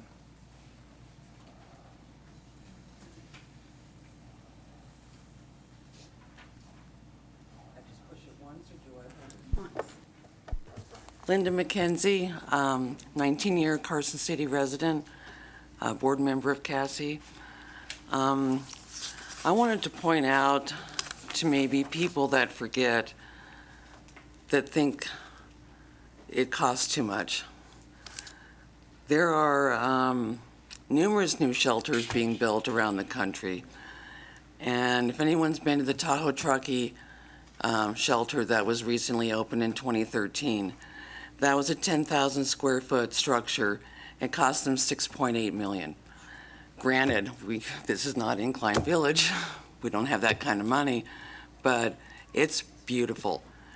And I think perhaps the architect originally, I think architects can be lofty, and they wanted to design something fabulous without really taking into account the economy, and that maybe some of those things weren't needed, which is why they took it out, which is fine. But you still have to have the basic structure. You still have to have aesthetics, but they don't have to be that expensive. So I think I want to thank Carson City, Nick Morano, Danny Rotter, and everyone else involved in going through it meticulously. I mean, there's 3 pages of things they took out. I think they did a very good job. I want to thank Nevada Humane Society, who has been in our community since October, and they've already shown their commitment by investing $225,000 into our community. I think that says a lot for them. I think it shows their intent. I think I'm running out. I just really okay. wanted to say thank you and to say that all I right. don't think these items are frivolous. Okay. I think they're important. Thank you. All right. Good afternoon, Carol. Come on up.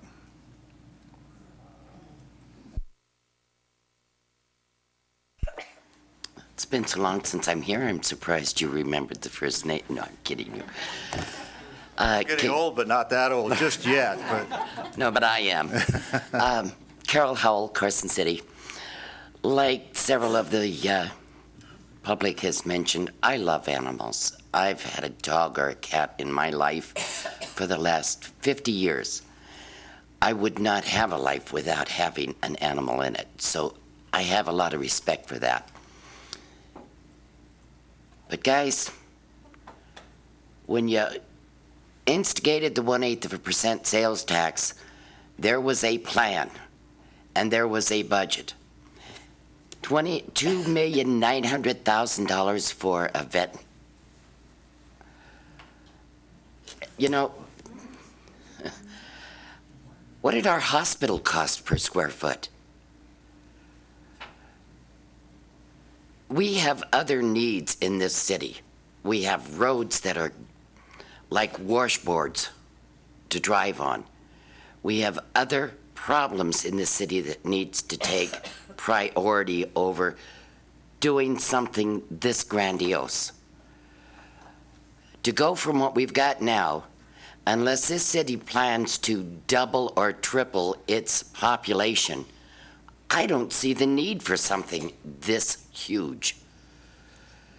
Can we get along with something a little smaller and take care of some of the potholes, or put a restroom out at the gun range? There are so many other things that also need to be addressed in this city that have been put off for years because of the recession. To have to go in and spend this kind of money for one facility, I really object to. One of the gals said earlier that there's all kinds of tax increases. Where do you get almost $1 million extra to spend on this question? I'd like to know where that money's going to come from. I think the answer is the fortunes of a good economy. The economy's coming back. The level of sales taxes are coming up. But for that, Carol, we'd be having a different discussion. Because right now, I mean, we are where we are.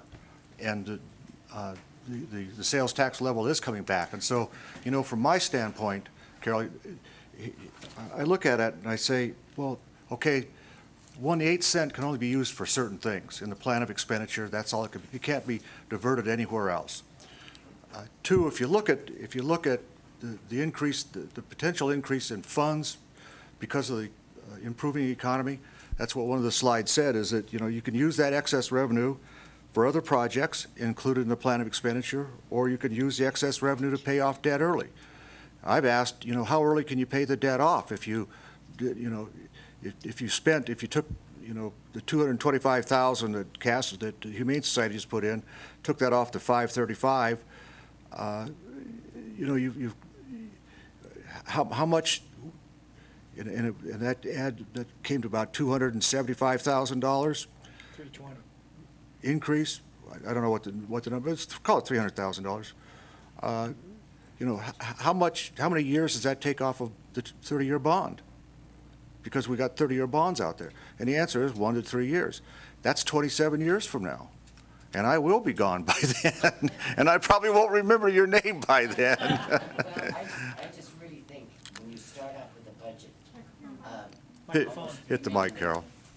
Of almost $3 million, and Cassie and the other groups were supposed to come in with raise funds of $2 million. So it's nice to have them say that, yes, they will continue to raise funds, but when the original budget came out, there was supposed to be $2 million added to this. and now we're only at a tenth of that.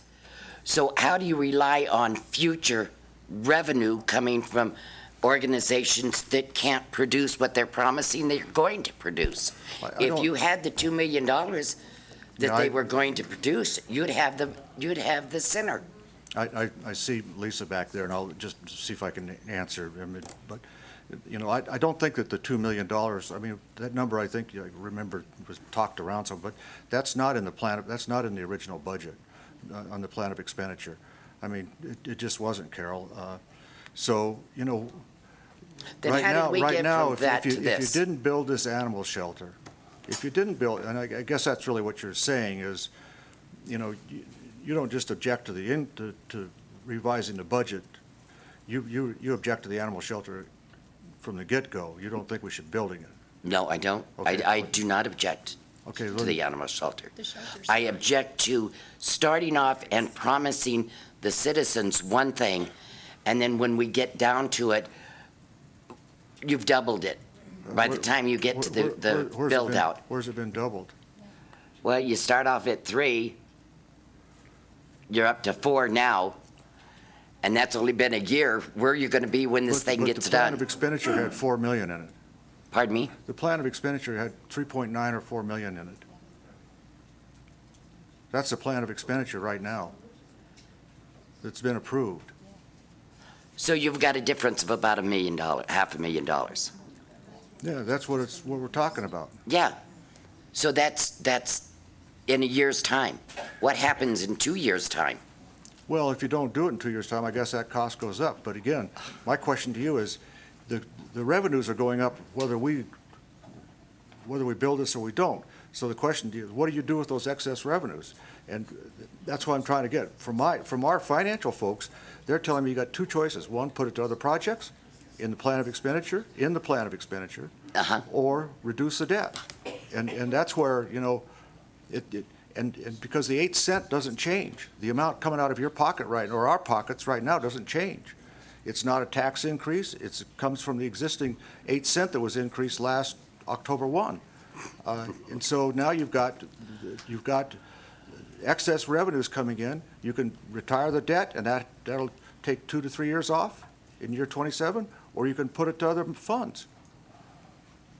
There are other places to put it. That's all I'm saying. Is I don't think it's fair to take one project Right. when there are so many others. And all I'm trying to clarify, Carol, is you really can't do that, because you have to, because under the law, the 8 cent is based on the plan of expenditure. You have to, that's why we're here today, because the plan of expenditure, you have to spend according to what your plan of expenditure encompassed.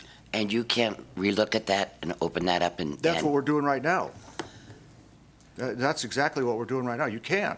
You could most certainly could do that. You most certainly could do that, and that's what we're doing right now. Okay. Okay? So that's just trying to clarify where we are, but, okay. Well, I just hate to see you start off with something, tell the public you're going to do it one way, and then come back and have these kind of increases. But it's typical politicians. Can I ask stuff for like just that. some clarity on the numbers here? Cassie just spoke about $225,000 that they're going to, or Humane Society, excuse me, that they're going to contribute. Jim has mentioned reducing the contingency to 8% from 10%. So from my math, are we not reducing the cost of this right off the get-go by $242,000? Yes. Okay, we are.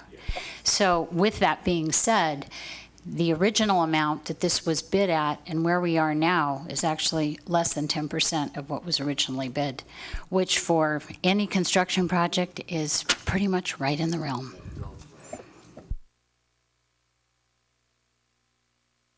You need your microphone. If that is in fact the case, go for it. Because I think we need a nice animal shelter, as long as it's not more than what we originally were told it was going to be. So thank you. Well, if I may clarify, Mayor. Sure. The contingency is being lowered, yes, but the one in sales tax and the budget we allotted to this was 3.7 million, correct? That's correct. Correct. Right? So it's 3.7 million, Carol. It's 4 million in the plan. The plan of expenditure has 4 million. Okay, then- But this came out at, to get Jim's number was the original bid No, not the bid.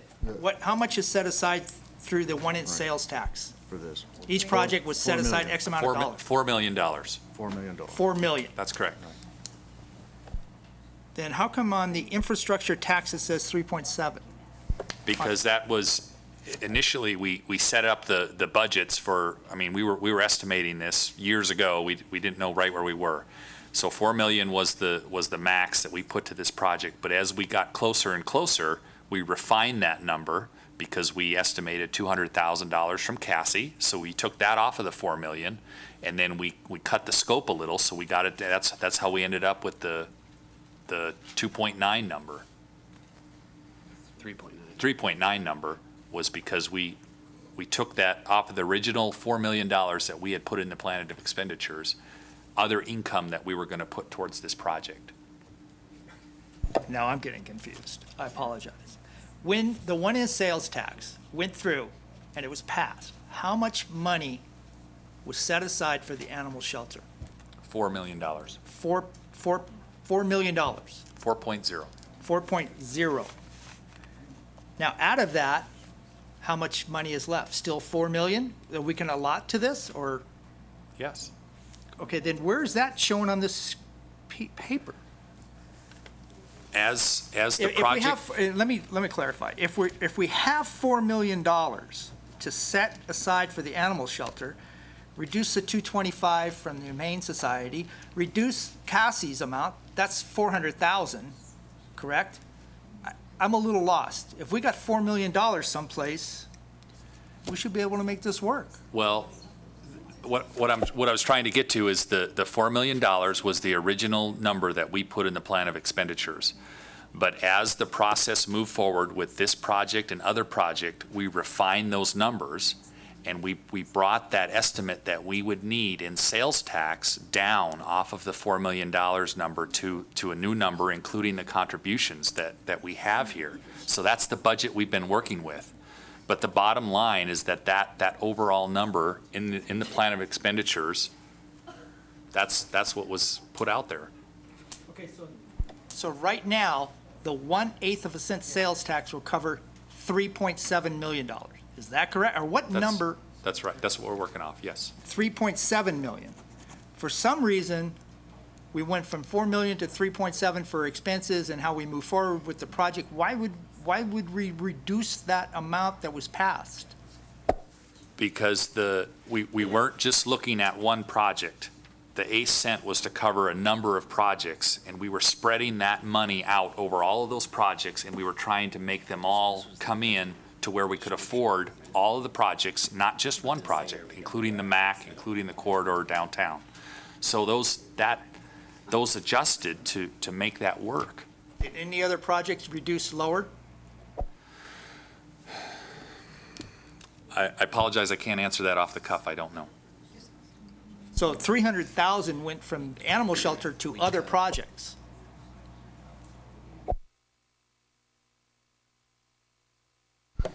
Took 100 here, 100 there. We moved, yeah, that rings a bell. We moved some money to the community center because that was put in later in the plan of expenditures, so we had to move some of the funding over towards that.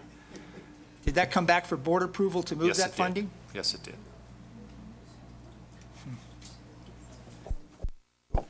Can I ask a point of clarification, and it may be actually for Nick Providenti or for legal? I am looking at the plan of expenditure. It indicates 4 million. Is that the entire budget or just the 1/8 cent sales tax? Because if it's the plan of expenditure for the sales tax, then we don't need to have any further discussion because the Humane Society offered us 225, and there's 4 million in the plan of expenditure as authorized and spoke to the public. That's what was promised the public. We're short. I bet you we can talk Mindy into $20,000 more. Come on, Mindy. Or whatever. Or Cassie, 20,000, yeah. Right. And so what am I missing Well, here? for the 'Cause record, plan Nick- of expenditure says for. Nick Providenti, Finance Director. In speaking with our legal counsel, basically the original cost of the shelter was supposed to be no more than $4 million. And staff had said, we think we can build it for 3.7 of infrastructure tax and 200,000 of CASI funding, so 3.9. So we thought the original cost was going to be 3.9. That's why we made it $4 million in the plan, so we'd have a little bit of room.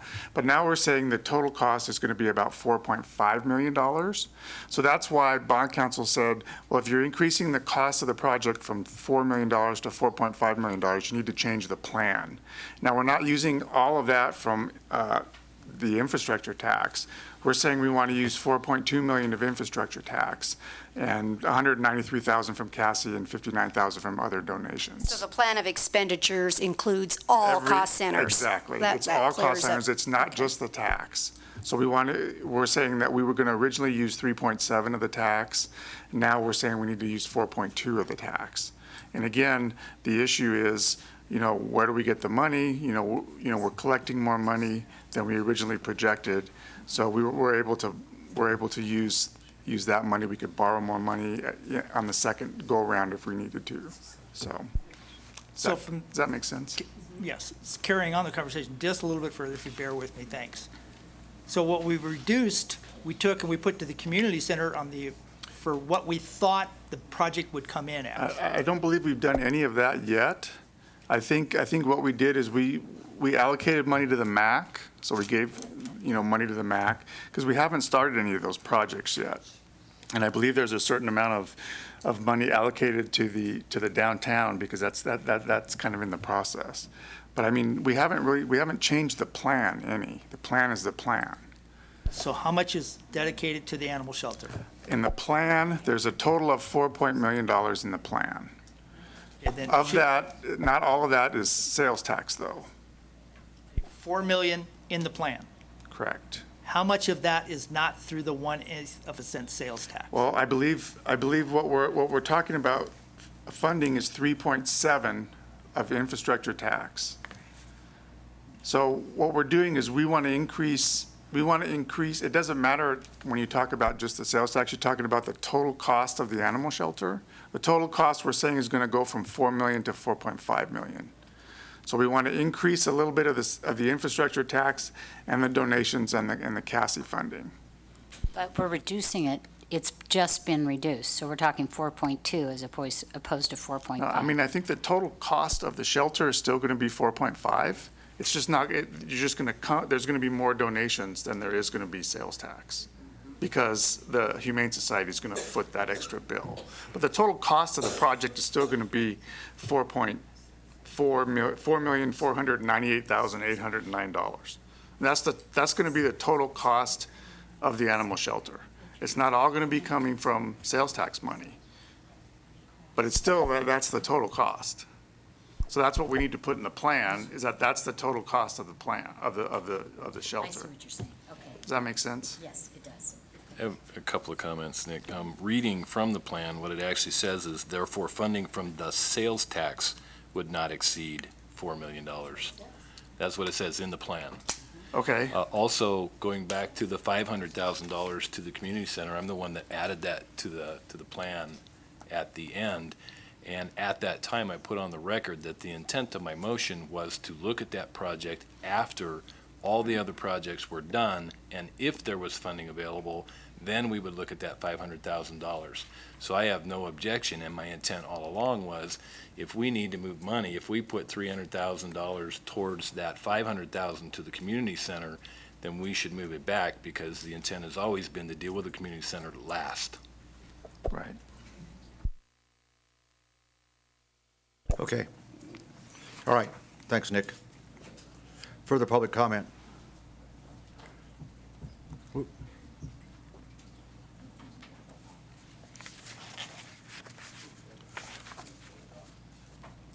Good afternoon, Roberta. Good afternoon. I spoke this morning, and I should have waited till this afternoon. That's okay. We got you. My husband did not want me to bring this up today because it has nothing to do with Carson City. For you people that weren't here this morning, My name is Roberta Bays, and I have lived here for 22 and a half years. When I first moved here, I found out that animal control uses the gas chamber for cats and dogs. They put them in there, cats and dogs, and turn around, press a button, walk out the door, and leave them. Where I come from in Virginia Beach, I was on both sides. I'm 70 years old. I have rescued cats since I'm 9. When I lived in Virginia Beach for 12 years, I worked at the Norfolk shelter. They did not have a vet there. And I worked at the front desk, and I was taking in animals. And we didn't have a vet. And the cats would get stressed out, and they would get upper respiratory from being stressed out. So they would put them all to sleep, and they were putting 250 cats and dogs and puppies and kittens to sleep a week. So I got on the other side, and I was rescuing with 2 other ladies, and we rescued 2,500 cats, 50 dogs, and 1 lizard. And the reason I mention a lizard is because I'm terrified of them, and I picked one up with my bare hands and got it safe out of a parking lot. But we need a veterinarian on staff in this city that I've lived in, because you might as well not even build the shelter if you're not going to have a vet. And the lady is wrong about PETA. I used to belong to PETA. They will not give you a dime. Trust me. Okay. Thank you. And just to make another statement. Sure. We do definitely need a shelter here, and we need to have a vet. And other places have spent a lot more money than what is proposed for this project here. And we don't even have a law that they can't put dogs in the back of trucks.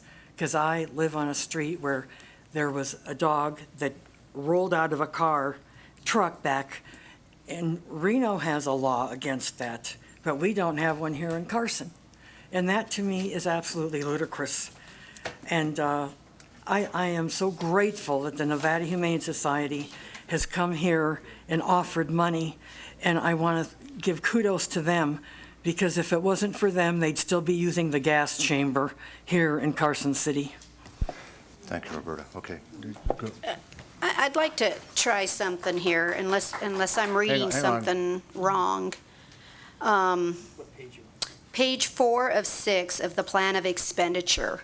If we actually look at this, it may be that we just need to fix a technicality that the bond council has brought forward, that the overall project cost is not stated correctly, but we cannot spend more. It said tax would be less than $4 million. Correct. So as far as to comply with the plan of expenditure, that we add not one additional penny of sales tax to the project, and we live with what we told the people, which is paramount to me. I'm just going to put that on the record. I'm not going to give you a penny more than what we said, but what the plan states is we could give you $3,999,099. The 4.5, the differential, comes from all the other Cassie's, the Humane Society, and everyone else. And so I don't have a problem fixing the technicality that bond council has brought up of the 4.5 million, but I'm not going to give you a penny more than the $3,999,099. Does that not comply with the plan of expenditure? So I'm reading on page 2 of 6. Right, but on page 2 of 6, if you look at page 2 of 6, it says the proposed budget for the animal service facility is approximately, the original plan says $4 million. And then we're saying on the project costs, the funding from the sales tax would be less than $4 million is what they're saying. Bond council's problem is that if you increase that amount from $4 million to $4.5 million, then you need to change the plan of expenditure. I just said, though, that we're still complying, but we're fixing the technicality to 4.5 million to include all project costs, because that's where we've gone wrong. That's basically what we're asking you to do. But we're not going to do any more sales tax, so that the people that all have come today that said they don't want us to put any more sales tax dollars into this project, we can comply. It's $3,999,099 pursuant to to the page, unless I'm, You still have to amend the plan. that's what it says, right? Right. So I don't understand our issue. So a technicality to fix the 4.5 total project, and you get no pennies greater than $3,999.99. And we I can be think- done. You want to make a motion? Yeah, I mean, I think, And we joking. comply. So we Right. meet, we make everyone happy because we comply with the plan of expenditure, well, right? we would have to. How did we would not have see to- this? I don't know, I was just reading a different page and it hit me. We would have to. Just keep in mind that the number we had proposed I was know. before the 225. So when you look at we Right. said sales tax would not exceed 4.247, right there. That was without the Nevada Humane Society. So when you include the Nevada Humane Society in the technicality you see right there, We're good. not exceed $4.0 million. Well, good. you wouldn't change that part of the plan. You would just Correct. leave it. You would say, therefore, funding from the sales tax would be less than 4.0 million. And we're Correct. saying we want to change it now, but you're saying we don't need to change it. As long as you increase the plan or the actual budget to 4.5 million, I believe. Nick, And then I think we've done everything for everybody. We've been honest with the taxpayer, met their need. I We think haven't there's still a increased it. difference of $242,000. There isn't. Well, hang on. I think we're going to take a break here and get the numbers, because I've been through what you just said, and I was through it before we had this meeting here, so I kind of know, but I want you guys to verify what the numbers are. And Danny, I think you and I talked about it already. All right. Well, before break, wait a Yeah, minute. before break, hang on, Before- everybody, before calm down a break. minute, calm down, everybody. Go. Well, this is what I brought up earlier when you said the 3.7, shown on that ledger right there. That's what I was confused about. So essentially, we have $4 million, which, if I understood it correctly, we have $4 million set aside from the original 1/8 of a cent sales tax, correct? We didn't move funds out. We don't have a reduction there. That's what was said earlier. Is that correct? Or did we move funding out of it? The plan of expenditures says that you can have $4 million from the tax to go towards this project. Okay, so I was correct in that assumption. But now going back to what was said earlier, that we put money aside from here to the community center, how does that relate to this discussion? We put a maximum number on each of the project as written in there, 4 million, whatever it is. But as we started to go closer with the projects and hone in estimates, including the MAC, actual real numbers, that fluctuated a little bit. And so that's why we reduced it to the 4.7 that we had. But the plan of expenditures allows up to $4 million. You don't have to change it for taxes. So if we have the $4 million, as I assume we do, then we still need $500,000, is that correct? Yes, but you don't have to get it from taxes, is what we're telling you today. No, I know. Let me walk through it if you don't mind. So we still need $500,000. Out of that $500,000 are the 545, we have 225 come from Nevada Humane Society, correct? Correct. Then we have 320 remaining, correct? Out of the 320, we have basically 200,000 coming from CASI, correct? So now we have 120 remaining. Where's that coming from? I'm with you. Let me walk through what we talked about, I think, before. Right. We're attributing Cassie and the other donations in the 4.498 total. We're saying the difference is 545,000. If you take out 225,000 from that, that's 320,709 that we are saying is net from the 3.7. If you take the contingency from 10% down to 8%, that's another $667,000 for a net difference of 253, which if you add that to the 3.7, you're at 3,953. I think we should take a recess to double check our numbers, but I think we're there. And what I would suggest when you come back from recess after running those numbers, I'd like to see them on the screen or on a piece of paper, not verbally. Yep. Mr. Mayor, if I could propose, Supervisor Shirk, if we can continue and conclude the public hearing part, I'll huddle with the finance director, with the public works staff. We'll do exactly that. We'll put it up on a clean spreadsheet so it's completely clear to everyone what you would then be voting on for item 27 Bravo. And it'll be clear exactly Okay, well, where it's we going are. to be, yeah. You're taking it. And now, do we need any documentation saying that I mean, it's in the summary here that we have $4 million. Do we need anything from the one in sales tax that actually proves that we have the $4 million? Or are we going to go on the assumption that this paperwork here today is correct? Is that right? Money. That's correct? This Yeah. dollar amount is correct? Okay. We don't have it in the bank. I mean, well, yeah, we do. Yeah, we do. We have this in the bank. We do, Mr. Mayor. We What I have don't it. want is We've already someone- bonded for the initial projects. Well, what's confusing is I don't want the public to think that we went from 3.9 to 3.7, and then we go to 4 million if we weren't there. So I just want to verify that we have the 4 million per the one in sales tax. That's all I'm asking for verification. Answer's yes. Answer's yes. Okay. All right. How much time you need? Look, I think we're going to run the numbers here first before I continue public comment, because I think people need to hear what this number is. So we're going to be in recess till you tell me, try and be 10 minutes, 15 minutes, but take your time, get it right, okay?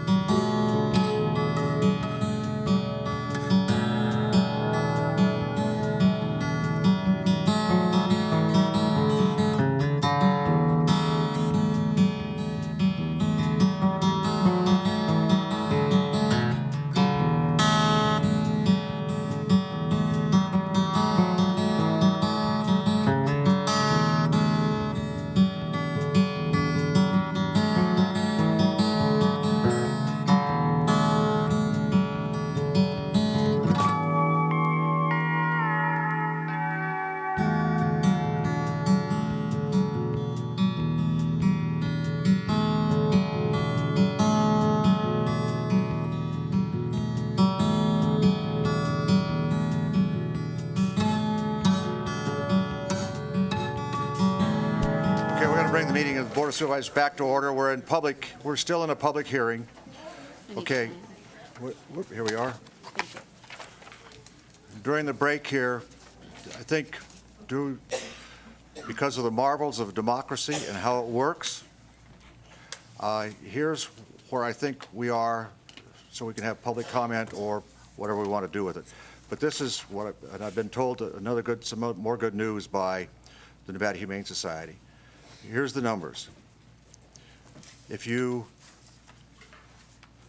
use $4 million as the sales tax revenue, increase the authorized expenditure to 4.5 million, or 4.5, whatever that number is, 3. 4.478. Yeah, I can. I'm just going to put. Yeah, 4.5, Mayor, would be fine. Okay. And we have to use, it has to be less than 4 million of sales tax, so it could be 3,999,999. And 99 cents. Correct. Right, right. So it's one penny less than $4 million. And there would be 200,000 from Cassie, which there's there's roughly 193,000 right now that's in the bank from them, okay? The Humane Society has graciously said that they would fund the FF&Es at 225,000. They have, if they do those things and you drop the contingency amount from 10% to 8%, the net that you have to raise over the plan of expenditure, I think, is $20,710.01. Maybe I'm wrong on the cent. And Ms. Elliott twisted her husband and her board's arm. I believe she's going to tell us that they will support in cash that plug number of $20,710, period. Is that correct?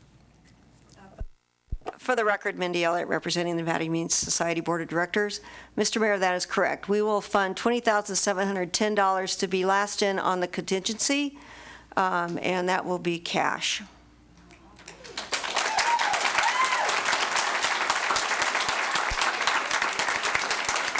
I may not be on the board tomorrow, but I'm committing that to, no, I'm just kidding.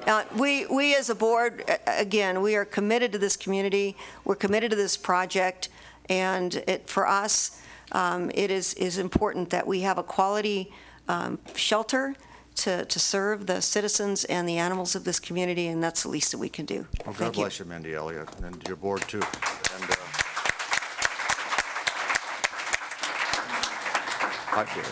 you can see I violated my rule because we're all clapping.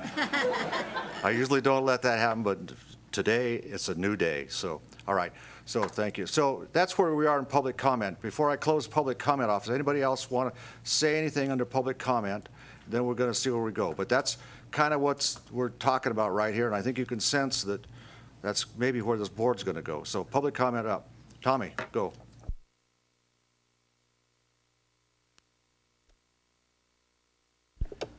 This is going to be very brief. I just wanted to take this opportunity to thank Nick Morano for spearheading getting the Humane Society here to Carson City because they're professionals when it comes to dealing with animals. And I also wanted to thank Lori Bagwell for volunteering for the Oversight Committee. That's all. Thank you, Tommy.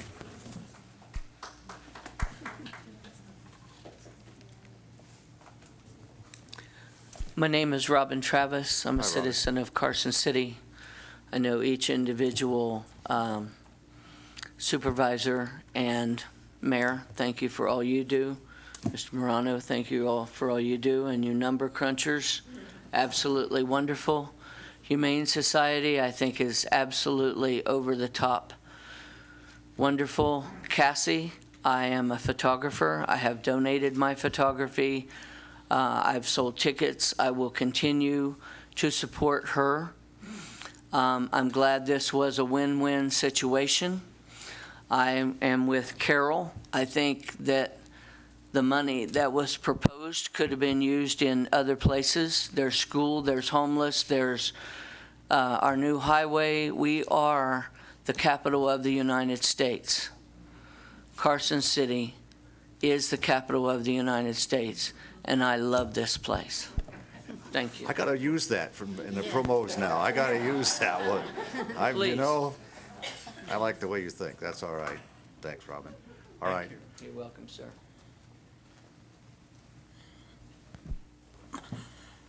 Don Leonard, Carson City taxpayer.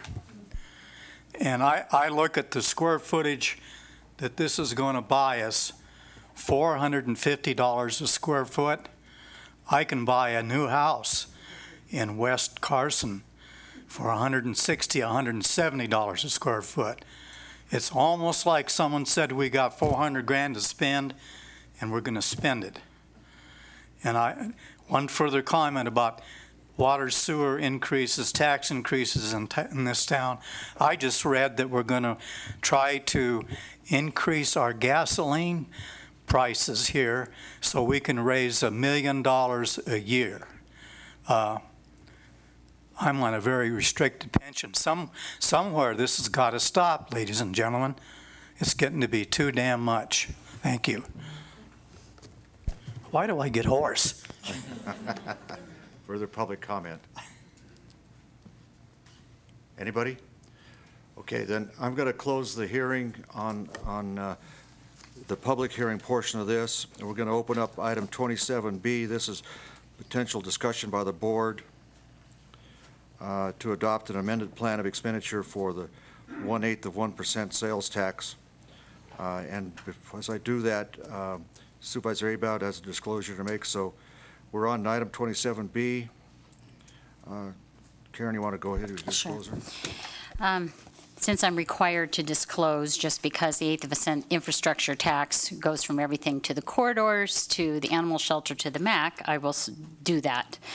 I want to disclose that I own a business, Adele's, and that might financially benefit or be injured by this project, which it won't, but any reasonable person in my circumstance, as a property owner and a supervisor, where the independence and judgment of a reasonable person in my situation on behalf of all the citizens of Carson City will not be materially affected by the possible risks or benefits of this project, and upon my financial interest in my business, if there are any financial risks or benefits to my business, they are no greater than that accruing to any other member of any general business, profession, occupation, or group that is affected by the matter, and therefore I can and will lawfully consider, participate, and vote in this matter pursuant to NRS 281A.420.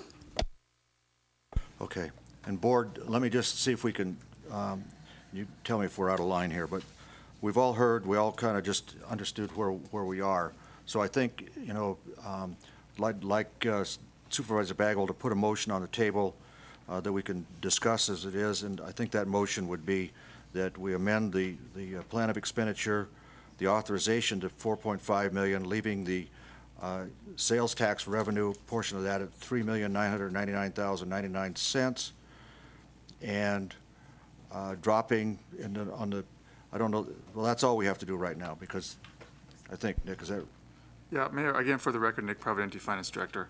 I did speak with bond counsel, and he is okay with that motion. So if you look on page 2 of 6 on the plan of expenditure under Animal Services Facility, we want to, I believe the motion is going to be to adopt the amended plan of expenditure, but I think you're going to have to amend the amended plan.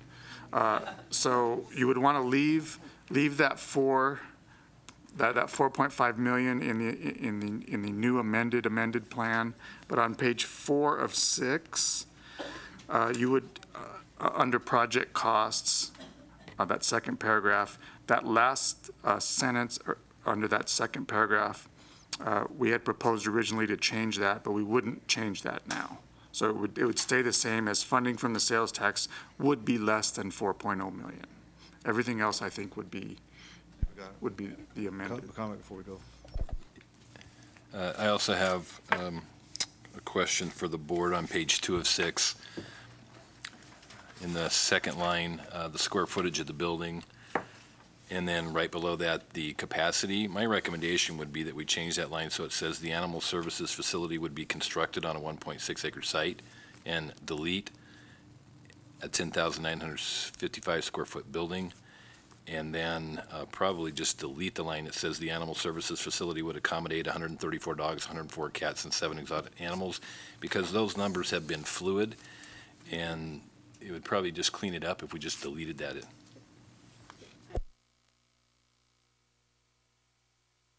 Let me, those are all seem rational and reasonable. We okay on the open meeting law with doing that under the agenda? As long as you're amending the plan, and that encompasses the money as well as the plan, you're fine. Thanks, Adriana. All right. All right. Motion, try a motion there, Lori. Okay, I would like to make a motion to amend the plan of expenditure on page 2. On the animal services facility, it will now read approximately $4.5 million for the building. The next amendment, and it also, well, let me say it right, so it gets it right for the record. How about we just read the new paragraph and fix it? The animal services facility would replace the existing animal services facility constructed in the early 1960s. The animal services facility would be constructed on a 1.6 acre site located at the city corporate yard on Airport Road. The animal services facility would promote adoption and provide city staff sufficient area to manage and shelter animals. The proposed budget for the animal services facility is approximately $4.5 million for the building, the site improvements, and a related contingency. So that would be the replaced language. And then also on page 4, under projected costs, that second paragraph would now read, the projected animal services facility costs were developed based on an architectural study and preliminary concept design of the facility.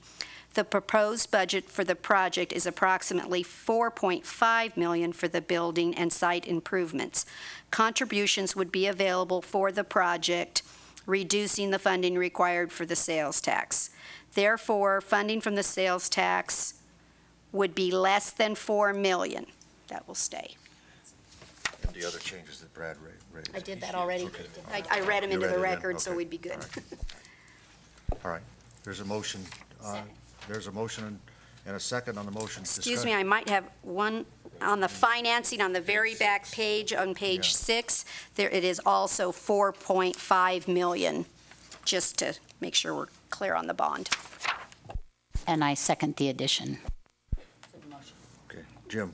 Yeah, and I just want to make sure I'm asking staff that we're not increasing anything on the one-inch sales tax that was originally passed, correct? It stays as is. Yeah, for the record, Nick Providenti, Finance Director, that's correct. Okay. So The does amount of sales tax. this vote today, would it take a supermajority or a majority? Supermajority to change the plan, because you're still amending the plan. You're increasing the cost of the animal shelter from $4 million to $4.5 million. But not a sales tax? Correct. Okay. It wouldn't be, you're not increasing the sales tax amount, but you're still increasing the total cost of the plan, of the project to All right. $4.5 million. That being said, as everyone knows, I voted against the one-inch sales tax from the beginning. I was never in favor of it. I did say, and I supported the animal shelter, and I wanted to make sure other projects were done feasibly within budget, as this one is. And I must congratulate this board for our discussion today to get us here, and for staff's patience with us, to really, you bared a lot of grief coming your way, and I do appreciate it. I really do. Thank you. But because I personally voted against the one-inch sales tax, although I favor the animal shelter, I got my animals there, I am very, very happy that this is going to happen, but I'm going to stick to my one-inch sales tax of voting no. Okay. On the motion, all in favor signify by saying aye. Aye. Opposed, nay. Okay, passes 4-1. Okay.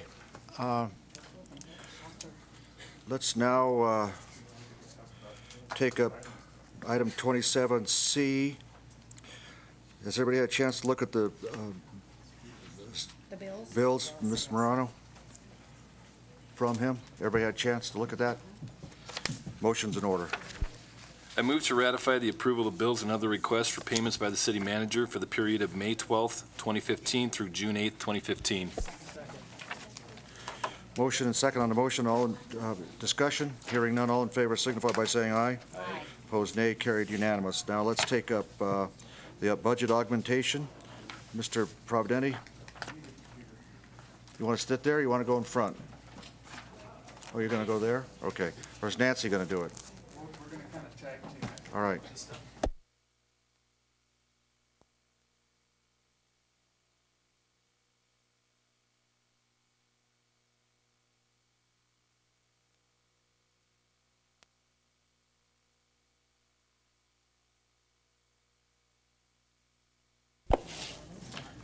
Now we get to talk about the exciting stuff, right?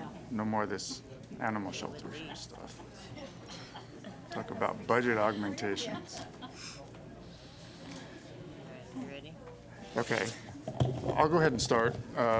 What we want to go ahead and do, I'm going to have Nancy kind of go through, because she's the one that pretty much is intimately involved in most of this stuff, as she did most of the work. So we'll go ahead and talk about, a broad overview of kind of what we want to do to the actual 2015 budget. So go ahead.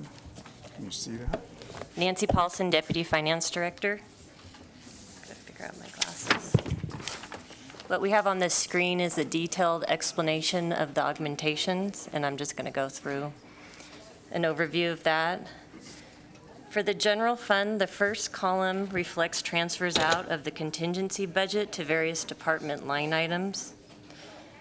Most of these are just salary adjustments based on a recalculation of salary and benefits that we did based on actual payroll for the first 6 months of the fiscal year and then estimating out the last 6 months.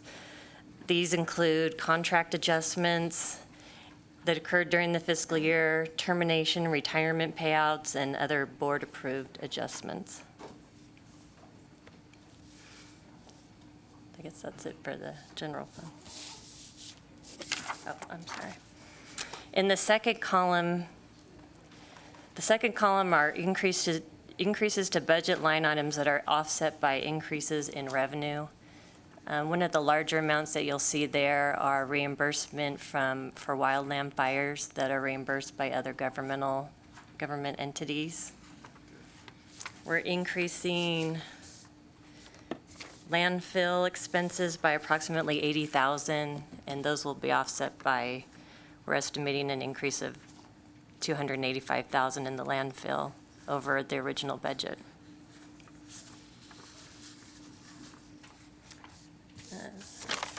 Want me to go through each fund? The airport fund, we're increasing by $1.8 million. That's coming from revenue from FAA grants. The capital projects fund, basically we're just transferring amounts between line items within that have already been budgeted, taking them from capital expense accounts to non-capital expense accounts, and transferring in about $80,000 for building maintenance. Right, and if you recall, when we did the original budget, the board basically said, put some money in board designated and we'll use it as a break fix amounts. So that's basically what we did. The folks came to IFC and said, this is happening, we need to spend some money to fix this, et cetera, et cetera. So this is just basically reflecting reality of what happened throughout the year through IFC. So. The senior center includes an increase of $80,000.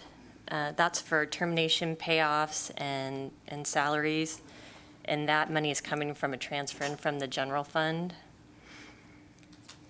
The transit fund, I believe they're purchasing a new bus, and that will be offset by a federal grant.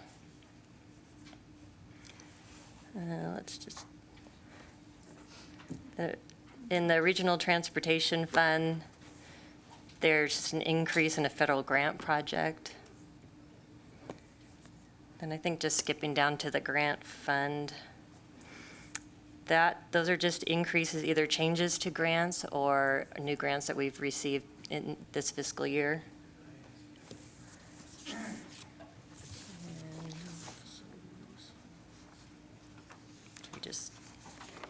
Capital facilities that fund only had $11,000 remaining in there, and we decided to transfer that over to the capital projects fund. just to zero that out. Are you going to close that fund then? No, not at this time. Oh. Then stormwater drainage. With that one, we're just removing a portion out of, reducing the equipment line item and moving that. We're doing a transfer to the fleet fund to help cover the cost of a facility upgrade in that fund. That's the same for the sewer fund and also the water fund. And the water fund had an increase in the Costco intertie project, and that's being offset by federal grants. And the fleet fund is the facility upgrade of $740,000. A portion of that is offset by grant revenue, and the remaining is coming from those other funds that I mentioned. Just a quick question on that one.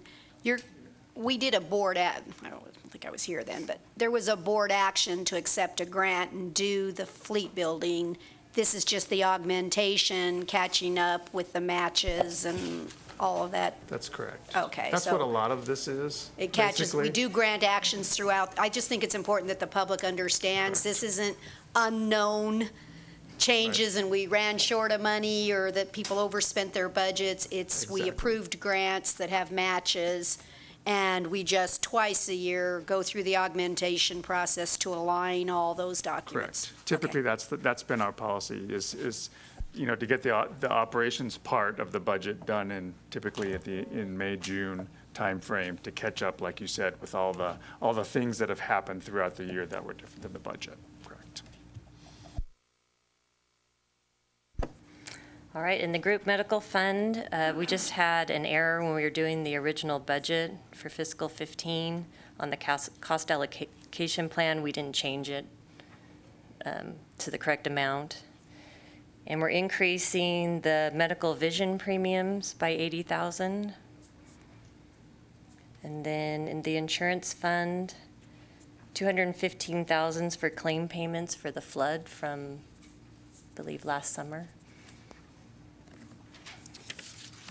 So that's basically all we wanted to talk about. And again, what we're doing is just kind of using these augmentations to kind of reflect reality of what's happened over the past year. And if there's any board questions, we'd be happy to answer them.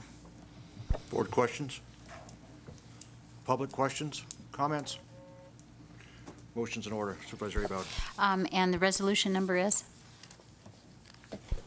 2015 R27. I move to adopt resolution number 2015 R27, a resolution to augment and amend the Carson City fiscal year 2014-15 budget in the amount of $4,487,795. Motion second on the motion. Discussion. Hearing, seeing none. All in favor signify by saying aye. Opposed, nay. Carried. Unanimous. Okay. Thank you, Mayor. Mayor, this next board item is to adopt a resolution for a temporary interfund loan from the general fund to the grant fund for an amount not to exceed $250,000. So typically, the grants that we have are reimbursement type grants. So this is just basically a cash flow issue. We just don't want to have negative cash when we reconcile the grant fund on June 30th. So typically, we'll only transfer over there the amount that's needed, if any. There might not be a need to transfer any. We're anticipating, probably 75 to 100,000 at this time, but we just wanted to give ourselves a little bit of leeway. We typically transfer it over, and then we'll pay it right back. So. All right. Public comment? Board? We usually do this. Motion's in order. Go. I move to adopt resolution number 2015 R28, a resolution for a temporary interfund loan from the general fund to the grant fund for an amount not to exceed $250,000. Motion second on the motion. Discussion, hearing, and seeing none. All in favor signify by saying aye. Aye. Opposed, nay. Carried. Unanimous. On 28D, everybody had a chance to look at the statement of condition of funds in the Treasury and statements of receipts and expenditures through June 9th. We have. Is there any need for Mr. Providenti or Ms. Paulson to go through it? Seeing not. Public, anybody? Nope. Motion's in order. I move to accept the report on the condition of each fund in the Treasury and the statements of receipts and expenditures through June 9th of 2015 per NRS 251.030 and NRS 354.290. Motion in a couple seconds on the motion. Discussion. Hearing none. All in favor signify by saying aye. Opposed, nay. Carried unanimous. Okay, let's take up item 29. This is community development. This is the potential discussion regarding the tentative subdivision app from Davini and NV LLC to create 18 single-family residential lots within 2 existing parcels located east of Hillview Drive between Clearview Drive and East Appian Way. Who's going to do this from staff? What we usually do, hang on a minute.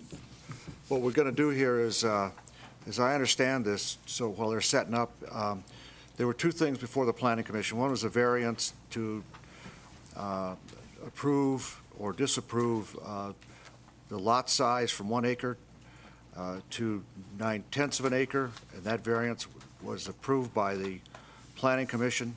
I don't think that was appealed, so the variance is not before us today. The other one that's before us is the question with respect to the approval of the tentative map, the subdivision tentative map, which is before us today, which was approved by the Planning Commission, but is now before us. So that's kind of where we are. And what I'd like to have is the staff to go through what happened at the Planning Commission. Then we'll hear from the applicant. Then we'll hear from anybody who objects to that, and then see where we go.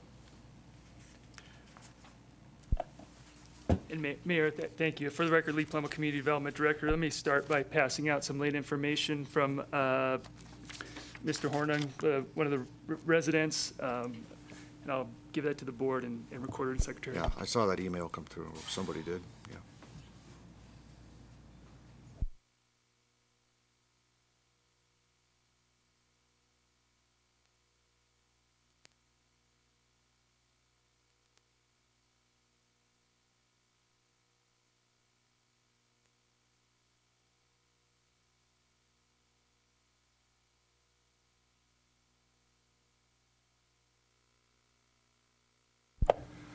Okay, thank you, Mayor. And just a brief presentation. I know the applicant's here and also has some information, short presentation to give you as well.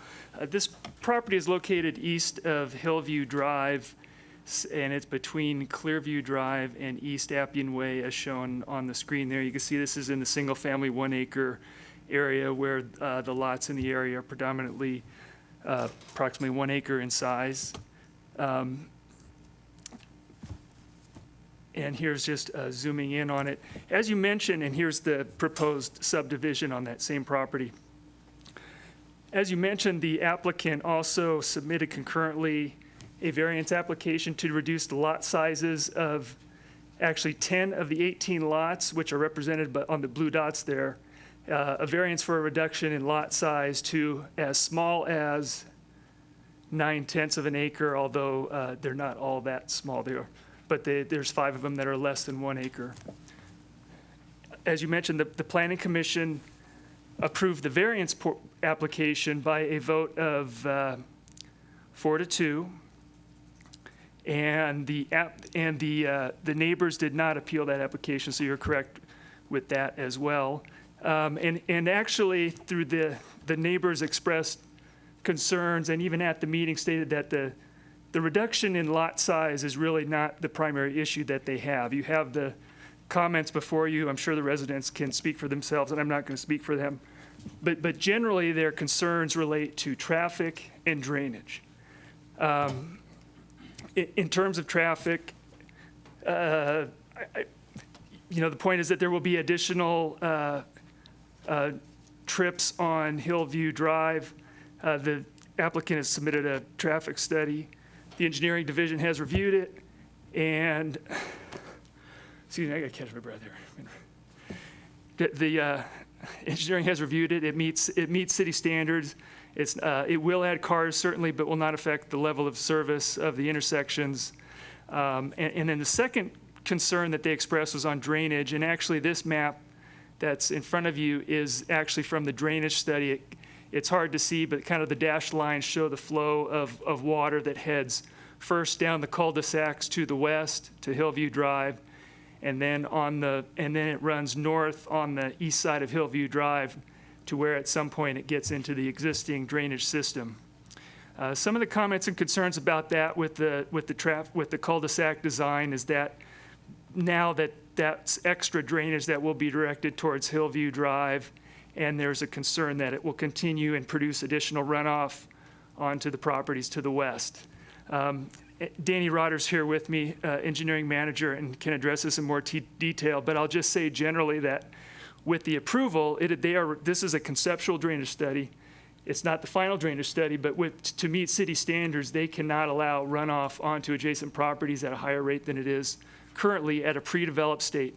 And in fact, I believe water does, because this property generally slopes east to west, and part of Hillview Drive is only half-street improvements right now, or narrower improvements, and it does slope to the west. That, in fact, water does today run off. But with the improvements to Hillview, that will not be allowed with the improvements that will be required with the subdivision. They'll have to provide the improvements to collect the water on the west side and get it to the appropriate facilities.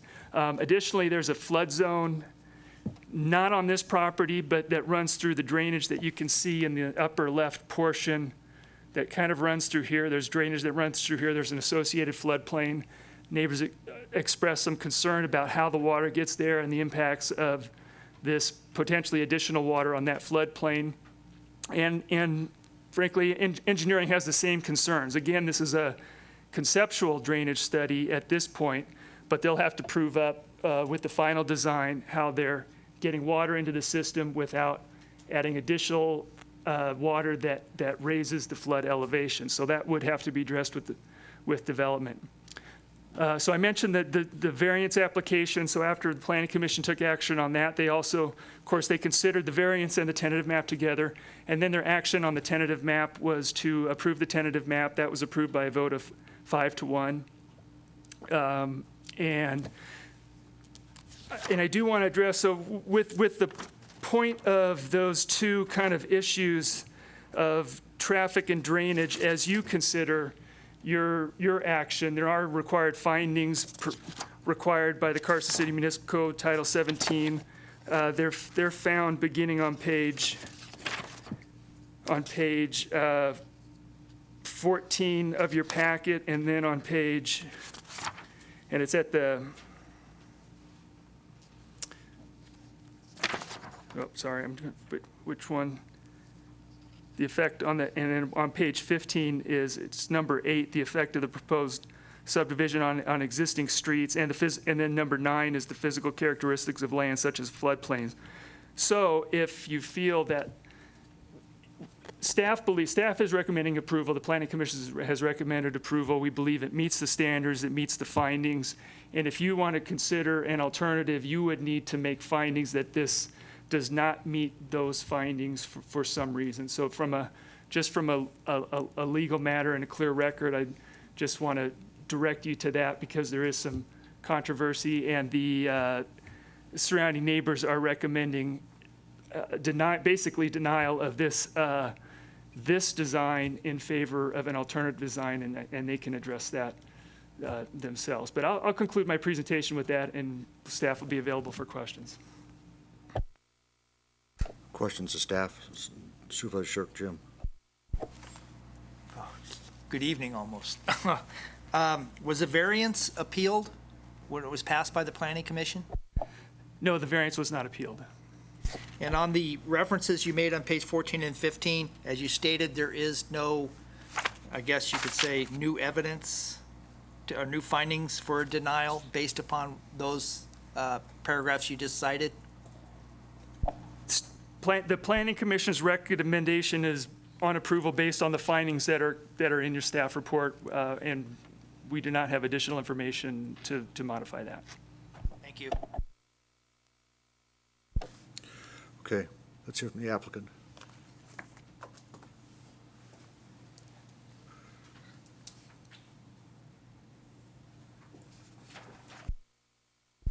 Good afternoon, or almost evening. My name is Scott Smith, and I'm the developer and Davini Nevada LLC, and also I'm a native Nevadan, born here in northern Nevada. I lived in the area all my life. I'm a real estate agent, 28 years in the business, and 24 years at RE/MAX in Gardnerville. My development background is I'm not a big developer. I'm not doing this every year in successive years. I like to provide a quality product to people. Introducing new concept designs is exciting, and there's a risk reward factor for me also. I've done small developments in Douglas County, Smith Valley, and my last development that I did was in 2005 in Smith Valley, and it was a fairly successful one. This project, the homes to be built are semi-custom in nature. We offer allowances for the buyer to create their homes to their liking. The homes range from 1,800 to 2,200 square feet with a minimum of a 3-car garage. They are of a craftsman design and incorporate covered porches, corrugated tin accents, and tasteful front landscaping. We have built these homes in Gardnerville area and have met with resounding success. We have numerous requests for larger lots to accommodate RVs and just some extra breathing room, because the lots we did build on were a lot smaller. So our target market, with the aging of America and with the recent downturn in the economy, the age of the large house is waning. In my real estate business, I've analyzed this over and over and over, and I've seen it happening. The target market is the soon-to-be or the retired person. They will come from local areas and from out of the state.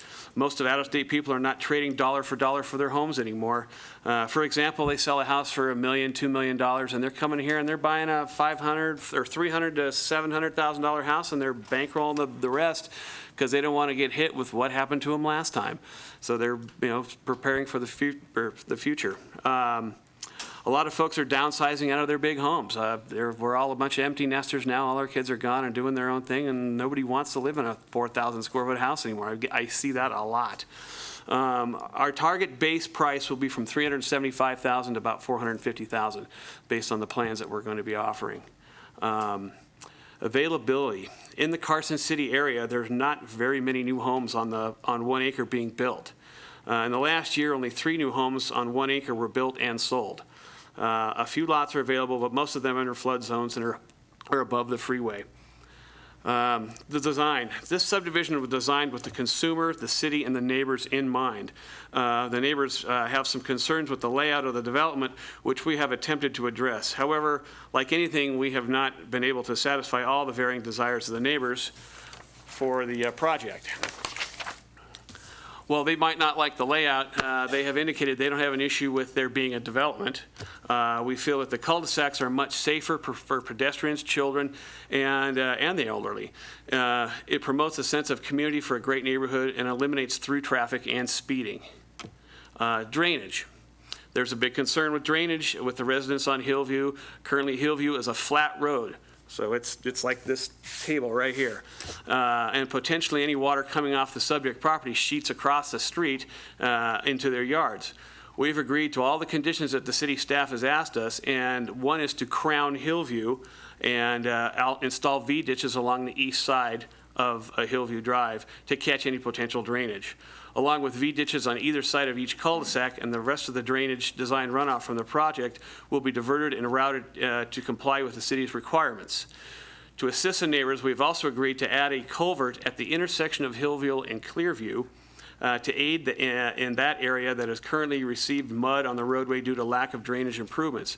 I would like to mention that when the freeway is completed, these sheet flows from the hills to the east will be reduced by nearly 2/3. These numbers are in agreement with NDOT's drainage analysis for the freeway. The benefits of this project. Taxes. It's been a big hot button today with you guys. So the tax benefit to the city is big. Currently, the taxes paid on the 2 properties right now total $5,000 a year. Based on a calculation taken from one of the newer homes on Northview that was just sold, at an average of 2,000 square foot home to be built in this subdivision, the taxes will be around $3,200 a year for each house. At build out, that will be almost $60,000 per year in new property taxes. The trickle down of sales tax from new families moving into the area on an average is $2,256 per person per year. Based on 2.7 persons per household, that is $6,091.20 per household. Multiply that times 18, and that's $109,641 a year. The total is almost $170,000 a year from the taxes on this property. After we get done building it out. It's not too bad for one that's only producing 5,000 right now. Jobs, we will be using local contractors, subcontractors, and suppliers. Projecting a 3-year build out on this project will create new jobs and stabilize existing jobs in the area. In closing, we are excited to bring this development to Carson City and provide the city with increased tax revenue, jobs, and a great product that many people will take interest in. You may hear some differing views today in terms of the suitability of the project layout. However, I'd like to remind the board that in addition to our suitable entitlements, we have spent a lot of time on engineering, traffic, and drainage studies to ensure the project meets the city's standards. In addition, we have spent additional time in meetings with the neighbors to understand their concerns and address them to the extent reasonably possible. I believe that the efforts we have spent on this project allows for a vindication of our design. Thank you for your time today and considering our approval of this project. Do you have any questions for me? Talk to us about, we're going to hear from the applicant, but I want to hear what you say about dividing the property by a north-south road between Clearview and Appian. Well, for one, I think cul-de-sacs are much nicer as far as saleability, and people, they feel safer in a cul-de-sac. I think it does eliminate speeding, because if you have a flow-through road, you're going to get people ripping down those roads, and if cul-de-sacs, they can't. It also provides, I think, a better sense of neighborhood when you have a cul-de-sac and people who live in the cul-de-sac. They tend to come out and gather in the neighborhood and be more neighborly. Also, with having another intersection running through on Capitol View, you're creating another intersection right down from another one, more traffic coming onto Clearview. Also with that design, you have, there's going to be more houses fronting on Hillview, so you're going to have more traffic coming out onto Hillview instead of just with the two cul-de-sacs. There were some questions about having 1-acre lots with backyards facing to Clearview. Well, I would think that the city, and if it was me, I wouldn't want to have my driveway on Clearview just because of the traffic reasons on Clearview. I'd want that backyard to Clearview. So those are my reasons for the cul-de-sacs. And the way the drainage does, the way the property naturally drains would be more conducive with what we have as far as the cul-de-sacs. Okay, I got a couple questions. Hang on, Jim, then go. Sure. Karen. Hang on, Jim. Good afternoon.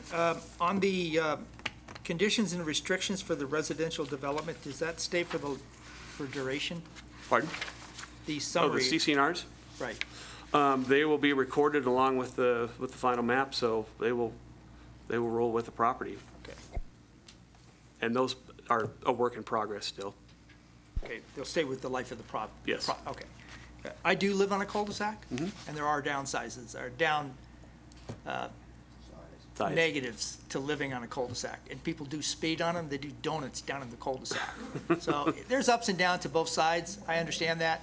I would like, and I forget to ask the question of staff, when this comes to staff, are the drawings already prepared, or do they ask for input from you before they're preparing the drawings? In other words, if they had come to you, would you have recommended the street off of there, or do they come with the drawings as is, or do they have input from the city prior to?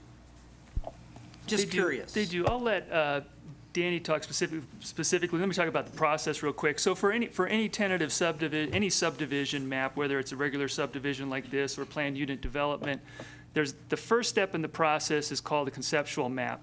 And that's that strictly administrative review, like a major project review that we also do for projects, where they come in and we get the first staff look at it. So if there are any issues like not meeting traffic standards or potential issues, they would be identified at that time.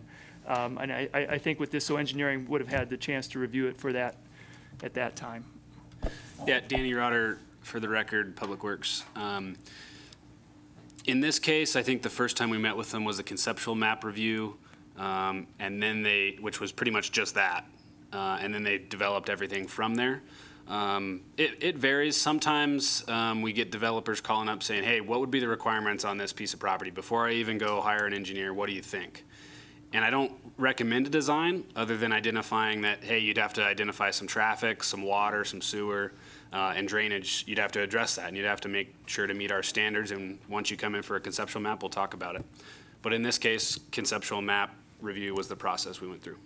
It is not for the city to come in and say, hey, how about this as an option rather than do cul-de-sacs? Why don't you put this, continue the street forward? I don't think that's the process, or am I wrong? I don't think you would come with a design idea. You're correct. We just take what they propose and see how it works with city standards and tell them yay or nay on city standards. Okay, thank you. With the cul-de-sac design, I'm familiar with the soccer fields that are behind that. Will that help mitigate some of that cut-through traffic where people are going through that back way to where the fields are? Yes, it will. Okay. Thank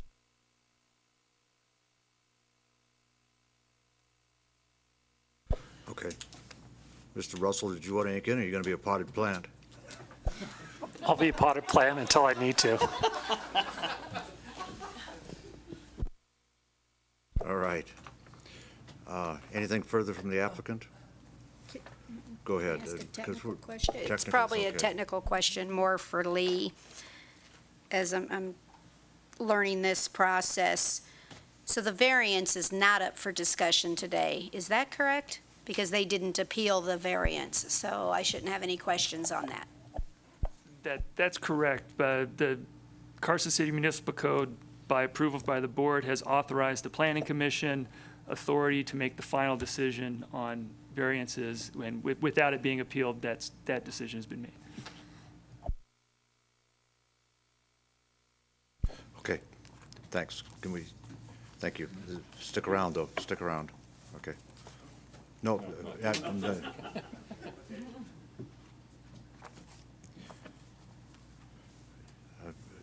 For the homeowners out there, Mr. Horning, you going to do this? By the way, thank you for putting your thoughts in writing. It helps. Come on up.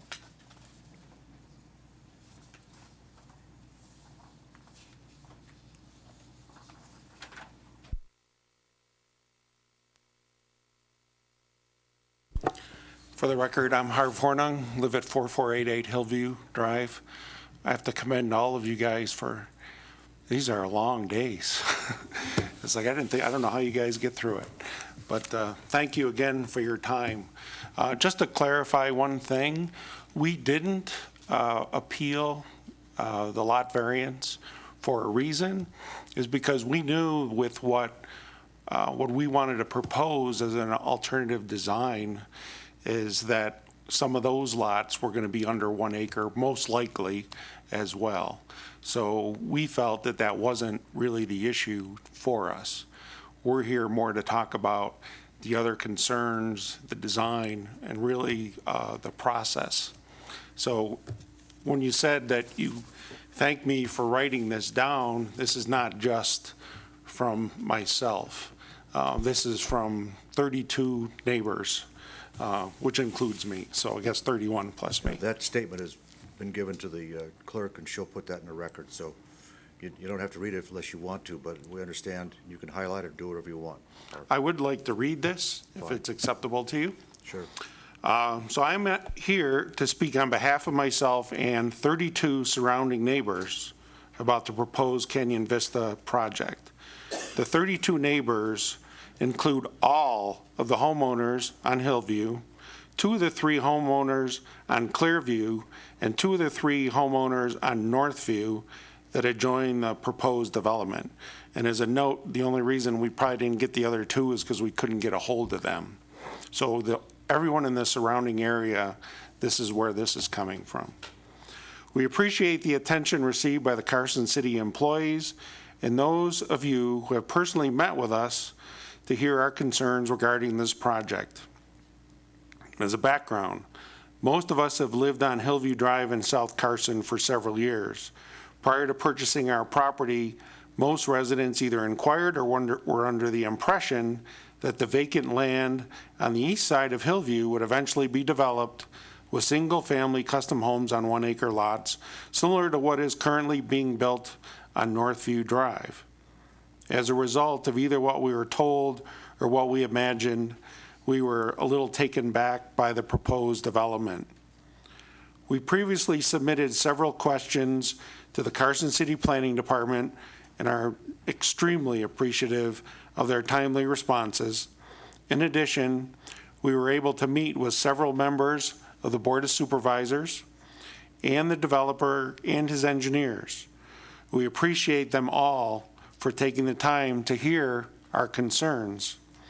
As a result of the responses we received, we offer the following comments regarding the proposed subdivision. Our goal here today is not to keep the owner from developing the land. Development, design, traffic, and drainage concerns. We all understand that the land is going to be developed, and we are not opposed to that. However, we do believe that the proposed development, do not believe the proposed development fits into the current surrounding area. All of the existing city streets in the surrounding area run north and south or east and west. Currently along Clearview, there are either homes facing Clearview or they are on the corner of Clearview and another street. With this development, you will have the backyards of 1-acre properties facing Clearview Drive, and regardless of what the developer says, we don't think visually that is what probably is best for the city. The proposed design also includes 2 cul-de-sacs with a total of 18 homes that will exit onto Hillview Drive. This means that 25, the 18 plus the 7 existing homes, or more homes because of some that are on Appian, will exit onto Hillview Drive. This means that 25 or more homes will be utilizing, a street less than a quarter of a mile long. We appreciate the fact that the developer obtained a traffic study when it wasn't required. However, city planning even acknowledged, without doing exhaustive research, there are not any other obvious areas within the single-family 1-acre zoning district where 25 or more homes are accessed between 2 street access points. We believe that there is a better alternative that will allow the developer to build the same number of homes on the vacant land.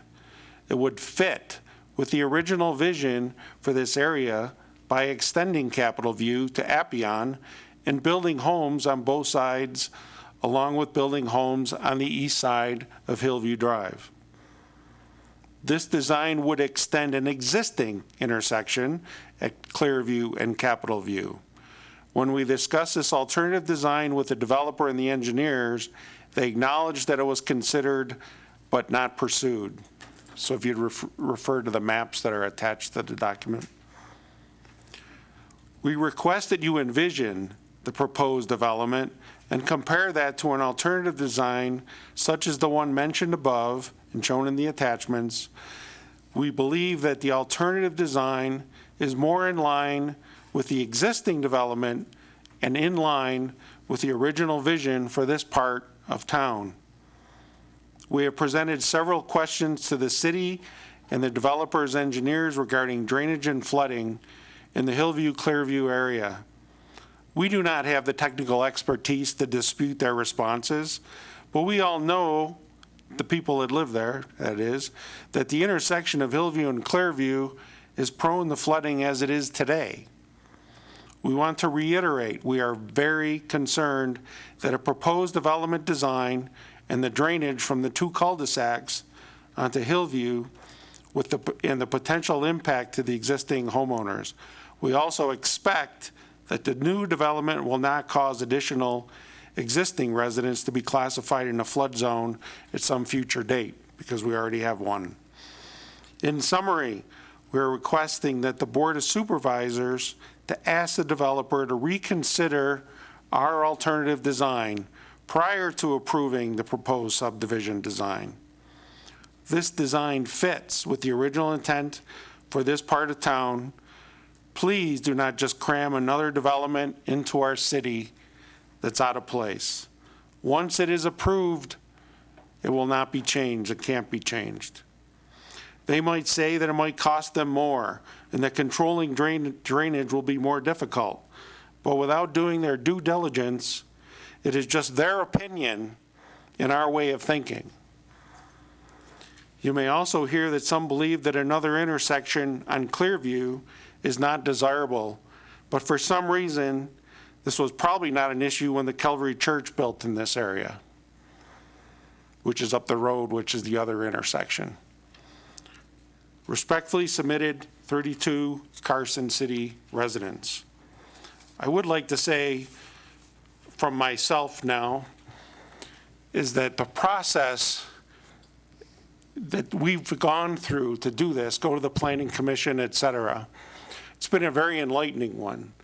Like you heard earlier from Danny, the developer came in with this is our conceptual design. And we're not saying it doesn't meet by the engineering rules and the planning, whatever, that it's going to meet the drainage, going to meet the traffic. It's not a concern, okay? But no one even thinks about looking at this other design. We gave a very, very, very similar presentation, pretty much read almost exactly what I read to you today at the Planning Commission. And on a personal note, I was extremely disappointed that there was no discussion on that board about even thinking about the alternative design. No one said, like, thank you very much, you know, we appreciate that, maybe we can talk about that. No discussion at all. And I think that's just wrong, because you could have anybody come in, send something to engineering and the planning commission, or department, sorry, and they say, it meets our requirements. I don't care what it looks like. It meets our requirements. Here you go. And it gets approved. And there was no, I just have to say, I was just very disappointed in that process. So with that, I'll answer any questions that you may have. Sure. I have a question. I don't know if it's for you or for staff, but is there a planned intersection at Capitol View and Clearview? There's one there right now. I know there's one that goes to the north, but how about going south? Is that anywhere on any plans? What? I thought that's, when you said existing intersection there, you were talking about the only one, the intersection that goes to the north there, not? Correct. Somewhere I thought that you might have been implying that there was a planned intersection on that piece of property going south. We had seen when we first moved in there, our impression was, and I think that was even on the previous owner of the land, maybe a sign up there that showed the roads going through Northview as well as Capitol View. Anything on the record that says that? I don't have any master plan documents or anything that show that. I think that would have been a preliminary plan of a previous developer, but I haven't seen anything in our records. But if you look at the overview of that area, especially that first slide that Lee put up, it shows everything right there. I mean, if that's not a grid pattern, I don't know what is. And what the reason for the cul-de-sacs, I mean, I don't have anything, I grew up on or lived on a cul-de-sac as well, and I got nothing against them. But when you look at it, it's like it just doesn't meet the rest of the entire neighborhood. And it has, you know, the downside is we don't want to take any money away from the developer and his ability to develop this area. We want him to be able to still build his 18 homes. We just think that, you know, the drainage thing, yeah, that's going to go down when they build the freeway through there, which is also, by the way, Karen is going to cut off that park, the soccer fields. But we just think that I just don't know why anybody would do that. We just don't know why we would approve something like that in the middle of the city. I don't know, really, would this be approved on the west side versus the east side? I don't know. I don't know, but I'll tell you, you know, it's kind of an interesting fact. Years ago, my father had 20 acres of property out there and sold it because he didn't think there was going to be any development out there. So, you know, and I'm looking back now, he's gone now, but I'm thinking, you know, Dad, what happened to that 20 acres, man? But anyway, Harv, help me, you know, here's kind of where we are from a process, call it process, or a legal position. I mean, the ability, I mean, if a developer meets the code requirements, otherwise meets the code requirements, it's difficult for us to tell them to do something different aesthetically. And I don't know how we do that, but I'm willing to entertain you know, if there's a way that could be done, let's hear about it. I mean, because I think that's where you are. I mean, I mean, the drainage issue gets solved one way or the other. The traffic issue is what you're, you know, one of the things that you're concerned about, but it's the layout of the homes. And I'm not certain that, you know, that once a developer's already met the requirements of code and it meets code, how we could tell that developer, no, we don't like that. So, but I'd like to, you know, if that's a possibility here, let's hear about it. I mean, maybe that goes to our staff, I think, but. I just don't understand then who does decide what we, sorry. Thought I turned it on. I just would like to know then who decides what is visually acceptable in our town. We're not going to let anybody just build whatever they want. I really thought when we started this whole process, you know, that it was going to be the planning commission or then you guys, Board of Supervisors, to decide, hey, that doesn't meet what we want in our town. I mean, don't we have any requirements? I mean, we could build almost whatever we want as long as the drainage and the traffic is good? I don't understand that. Well, I'm not saying. And I'm not being, I apologize, I'm not trying to be argumentative. I'm just trying to understand that. Well, that's not where I'm really going. I mean, because I understand, you know, there are requirements that that a developer has to meet. And what you're talking about, I think, is a different development layout. And I just don't know if that's possible. I mean, let me hear from the staff before I go further down Hey, that Lee road. Plum, I'll try to address the issue a little bit to kind of, I think, put it into context. So if, you know, we talked about aesthetics of a property. So that's a pretty subjective thing. And I think if, for example, the city didn't want to allow cul-de-sacs, you could write a code that says, we're not going to approve cul-de-sacs. We would review this and say cul-de-sacs aren't allowed. You got to put the road through. What we have in this situation is pretty much a standard subdivision map that's subject and limited to the requirements of NRS, state law. These findings are directly from state law. Here's the things you have authority to look at in reviewing subdivision maps. And really the property owners that own the property have property rights as well. They have zoning to develop their property to 1 acre.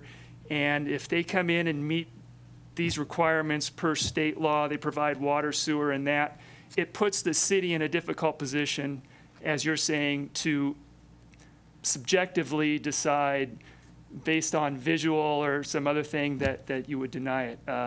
So I think because if this were a planned unit development or some other thing that has more discretionary, that are generally more discretionary in trade-offs for smaller lots, for more open space and design, that's a different story. This is he's pretty much coming in, meeting the requirements of a subdivision, and I think it does put the city in a tougher position to try to say you need to, just because we don't like it, you need to do something different. So I'm trying to kind of put it in context and answer why there's not as much discretion on this one as there might be for other things or other development where there might be. And it's residential. We don't have, for example, residential design standards for houses that we do for commercial. So I hope that kind of helps a little bit answer the question.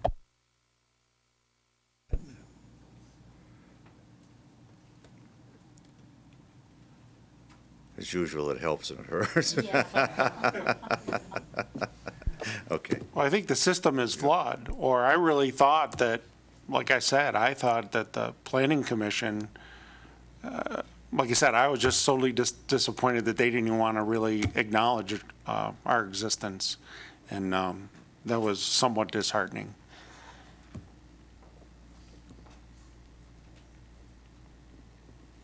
Let me ask, suppose we did tell a developer, go back and come back with driving a road through Capitol down. Who would pay for the traffic study, the drainage, and the geotech on that, the redesign? Who would do that? It's really not my concern.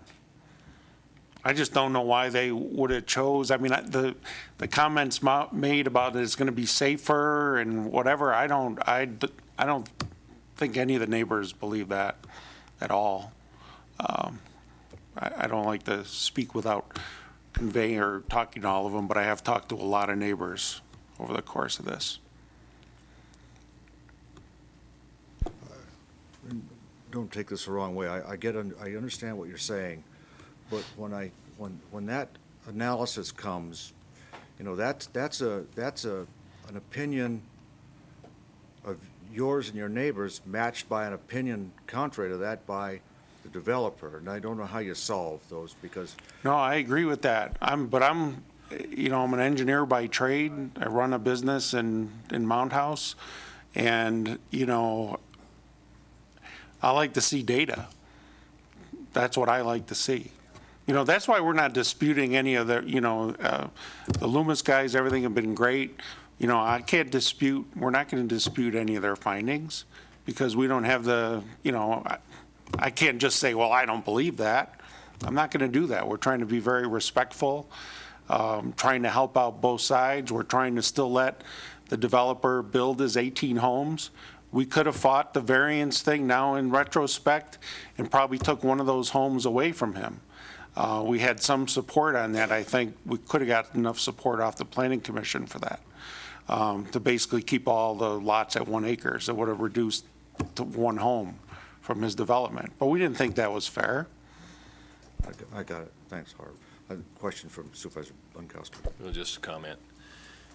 Although I understand your concerns, and I really, truly appreciate your professionalism in your presentation and the way that you've handled all this, because in the past we've had other groups that have not been that professional. There are inherent development rights with real property, and the city has development standards that we use to either approve or not approve a development. If a developer chooses a site plan that meets those development standards, we don't have the authority to force them to change that. That's a matter for you and the developer to talk about. But if at the end of the day the developer chooses not to change that site plan, then and he meets the development standards, then we must approve that development. The way to change this, and this is what I've told previous groups of neighbors that have objected to projects, is going forward you would need to get together and you would need to work with city staff to propose changes to our development standards. And you would have to go through that process to try to get those changes made so that we change it going forward. But we're certainly not in a position today to make those changes without due process. I understand that and I respect that. The problem is if we got all the neighbors and tried to get the city to change the development standards, by then the thing would be approved anyways. So you're never going to find a group of citizens that's going to start like a couple of years ahead of time or however long that might take to get that approved, to get that changed before a development might show up. That's my opinion. I think that's right too. I mean, there's no way, if we would have started this league 2 months ago and started saying we want to change the standards, that would have never happened. And this would have been all gone. The houses would be built. My point is that if the citizens of Carson City want the development standards changed going forward because there's a consensus that they don't like our development standards, then at some point those citizens need to step up and take it through due process to ask for those changes to be made. That is certainly going to be, or has been in the past, after the fact of other projects, and in this case it may or may not be after the fact, but that's the process that's going to have to be taken, and it will take a group of citizens to stand up and to do that. And that's just what we're stuck with. Those are the rule books that we have to play by.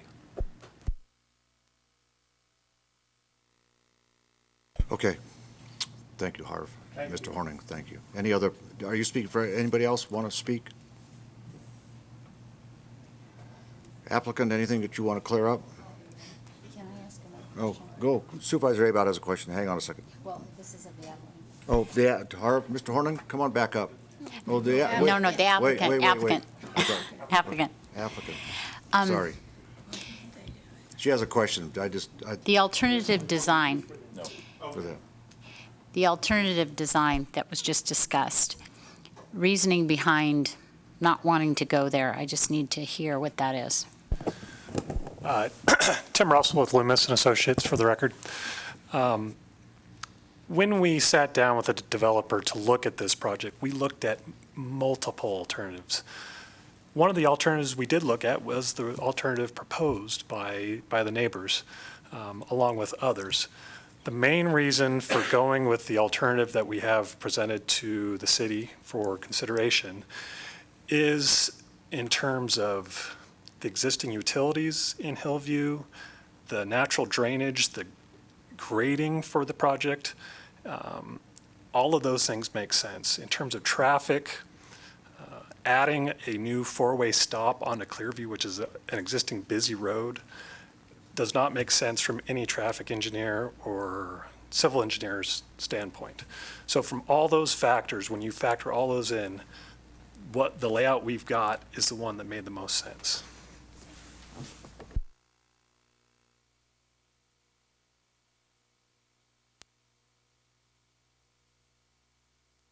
Just a general question, that something just struck me that you said. Why doesn't doing the traffic with the four-way stop at Clearview, is it going to be the same amount of traffic that will exit at the stop sign at Hillview? I'm not understanding the traffic difference there. In terms of traffic, the traffic analysis that was done for this development showed that the number of cars on the roadway and coming to the existing intersection at Hillview and Clearview would result in less than 1 second delay at that intersection. So you have an existing four-way stop there, and it still operates. It far exceeds the city's standards for intersection delays.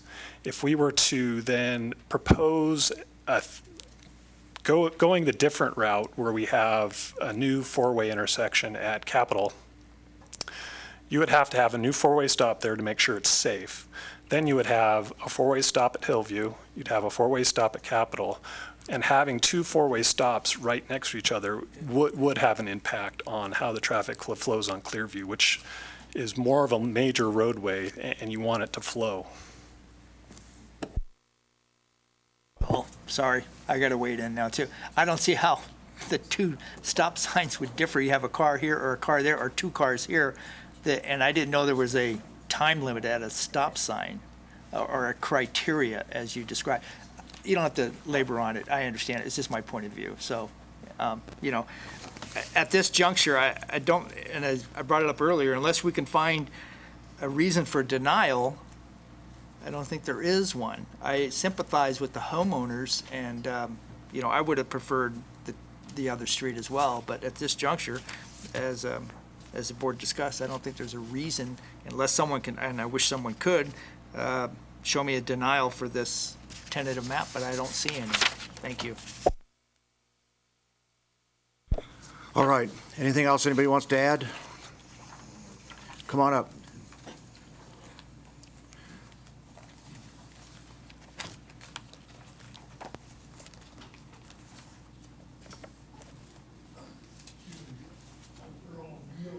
Hang on, we got to come up. Come on up here, and we'll. It's a little hard. What's your name? Earl O'Neill. Okay. Okay. Come on up.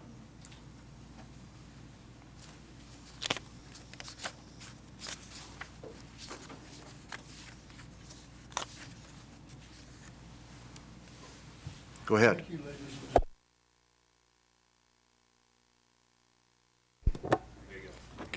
Thank you, ladies and gentlemen, for listening to the homeowners today.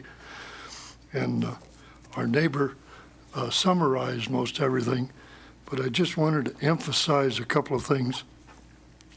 The drainage and the traffic on Hillview will be astronomical versus what they're implying with the traffic study.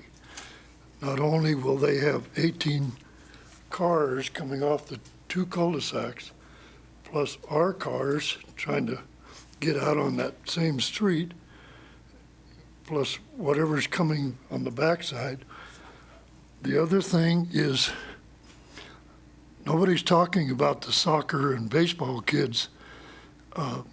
That freeway thing will not occur to stop that traffic until 2017. We being on that corner, we're going to have difficulty just getting out onto the roadway from our traffic point of view. The other thing, I don't know if Supervisor Abad was referring to this, but I know there's a, what do you call it, a jury-rig road that goes from there into the Edmonds, or it's now the Livermore Sports Complex. But nobody uses it. Well, I understand it's been blocked and people go around it, and then they finally took the blocks down, and we got to fix that so that's, people aren't doing that. Okay. yeah, that's on the other side. Right, I got you. Yeah.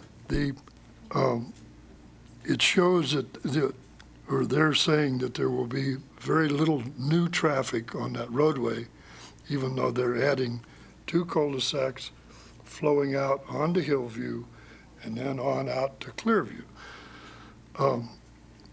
I don't know where that traffic study came from. Obviously, it was done by them, and so it's, in their favor.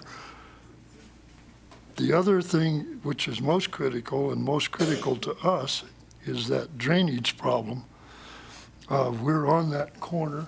You can see the drainage ditch right up there. And we've already had, just this last year, when we had two gully washers, that thing overflows because it plugs that drain and it flows into our backyard, in our neighbor's backyard, and the people on the other side of that drainage, it inundated that house all the way around. And then the drainage that comes down from that church just fills that whole intersection with sand and silt. And it just happened just this last small storm, it was filled with sand and silt again. They're proposing to run down Hillview with open ditches, and then at that, where that drainage goes under the road, they're going to put some kind of a culvert in there to run, make their runoff go in.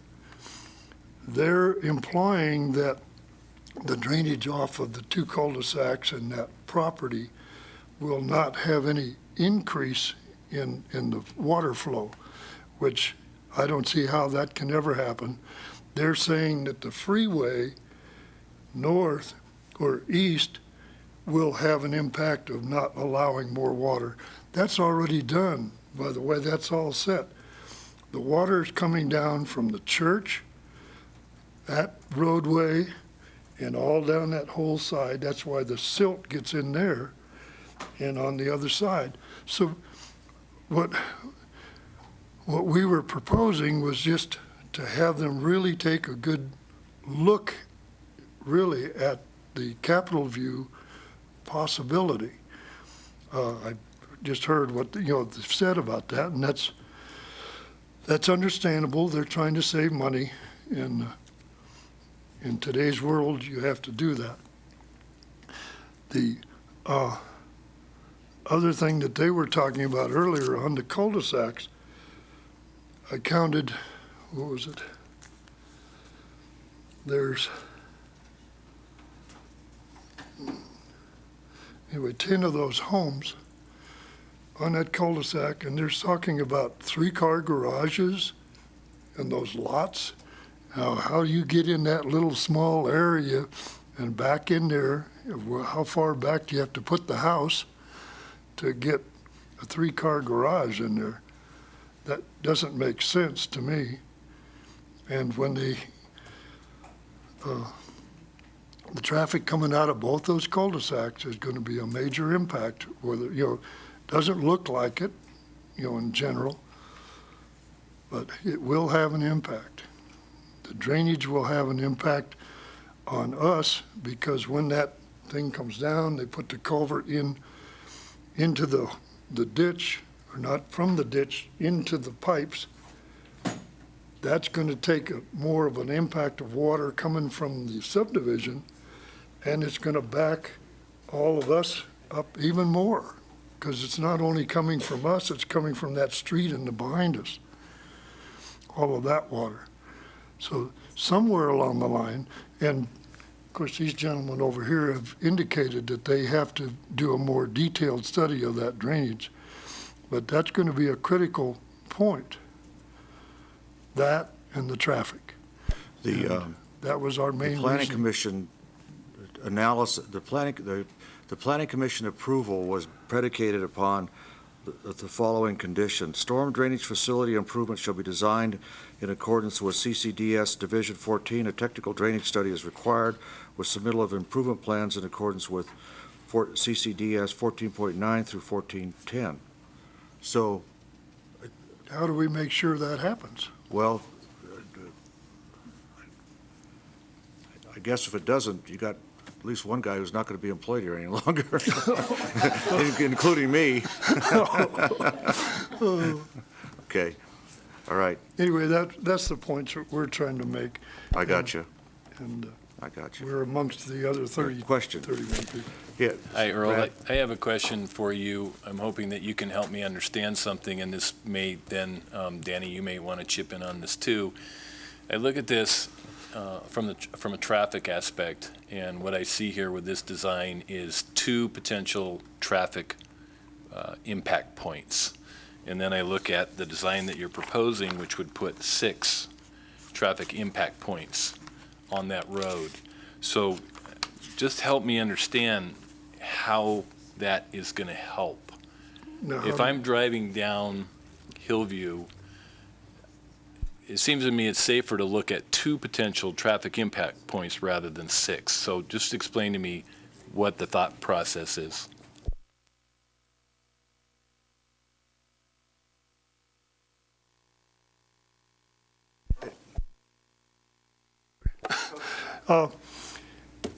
You'll have the same identical system that we have on our side of the street. There will be one less lot on their side, but that would only make those houses flowing out on and facing us. The way they've got it set up now, those 4 lots, we're just going to be looking at a fence on the side. They're going to be coming out under the cul-de-sac and then coming out with the rest of those owners. They're still going to come out onto Hillview and impact not only our side, but the whole traffic flow down to Clearview. If you would have to be out there and observe it every day to really see that. And I can sympathize with their traffic study. They probably have done it whatever time they felt like. But if they would even do it just when the baseball or soccer kids are there, that's already an impact coming out to that intersection. Thank you. Okay.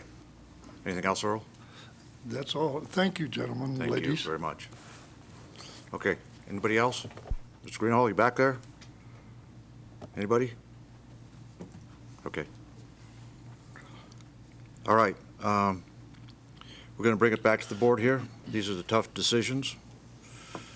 As I said once before, we didn't have to deal with these for 5 years. Now, 5 or 6 years, now we're in the frying pan. We're in the fire, whatever one it is, so. And, yeah, motion's in order. We'll see where it goes. I move to approve a tentative subdivision map application from Davini, Nevada LLC to create 18 single-family lot residential within 2 existing parcels totaling approximately 19.54 acres on property zoned single-family 1 acre located east of Hillview Drive between Clearview Drive and East Appion Way. Assessor parcel numbers 010,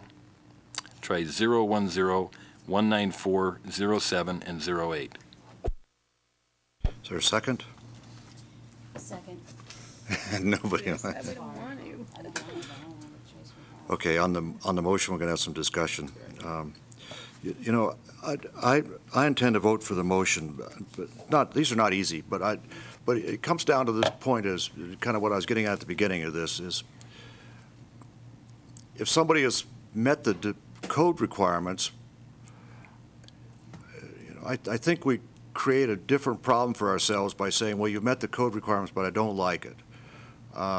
Given where we are in the scheme of things. And so from that standpoint, I just think that, and I did go out and drive. I drove that whole area out there to watch, and I just think that from call it a legal standpoint, I don't know that you can deny somebody that basis based on a differing opinion on essentially aesthetic design where but that's my own sense, and it's not without a degree of struggle because I understand where you're coming from. I see, you know, what the layout could be, but sure, comment. No, Jim. Then I'm sorry. Well, I just want to say that, you know, I'm sympathetic to the drainage issues, given the flash flood conditions that we've had as of late. It's definitely an issue, but I also feel that the city is very sensitive to that, and they will make sure that that drainage is well handled in the design of what goes forward. Well, reluctantly, I'm going to have to vote in favor of this, as the mayor described, because unless you can give me reasons to vote against it, and there are none, unfortunately. I sympathize with the homeowners. The drainage issues and all that, I sympathize again with that. But legally, we're bound by this, and there is no, I don't think legally, another option but to approve the tentative subdivision map, unfortunately. I apologize. Okay, any further discussion on the motion? All in favor signify by saying aye. Aye. Opposed, nay. Carried. Okay. All right. Thank you again to the homeowners. You know, I know this is not an easy decision, but I think Supervisor Bunkowski said it right. Thanks for your professionalism and how we dealt with this issue. Thank you.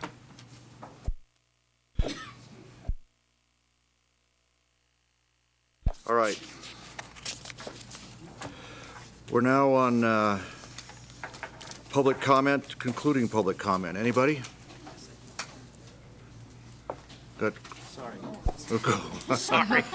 Jim, you've been, come on, Jim. All right, we'll sit here. Okay. I was so happy to be done with the animal shelter, I didn't bring this up.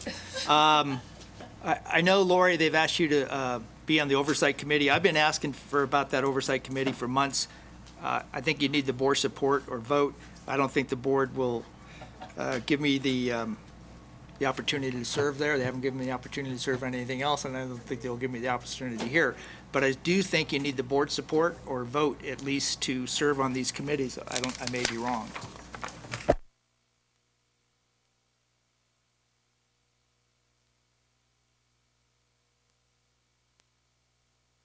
Are you indicating this is something you would like to do? Do you want to do this I've been one? indicating that for months when I've been at, but Oh. the Humane Society asked you to join. I'm not going to override it would have to go back to them. But I've been asking about this oversight committee for months, and I'm glad somebody's on it, but I think the system is flawed how we got there. But Don't they want you on their board? That's different than the oversight, or both? Both, got it. It's the link, right? Okay, further public comment? Anybody? Are we ready to adjourn? no. Can we vote on that? Tell your husband, Lori, I'll see him at 4 o'clock in the I morning. know. All right, unless there's something else to come before the board, we're adjourned. 3:20.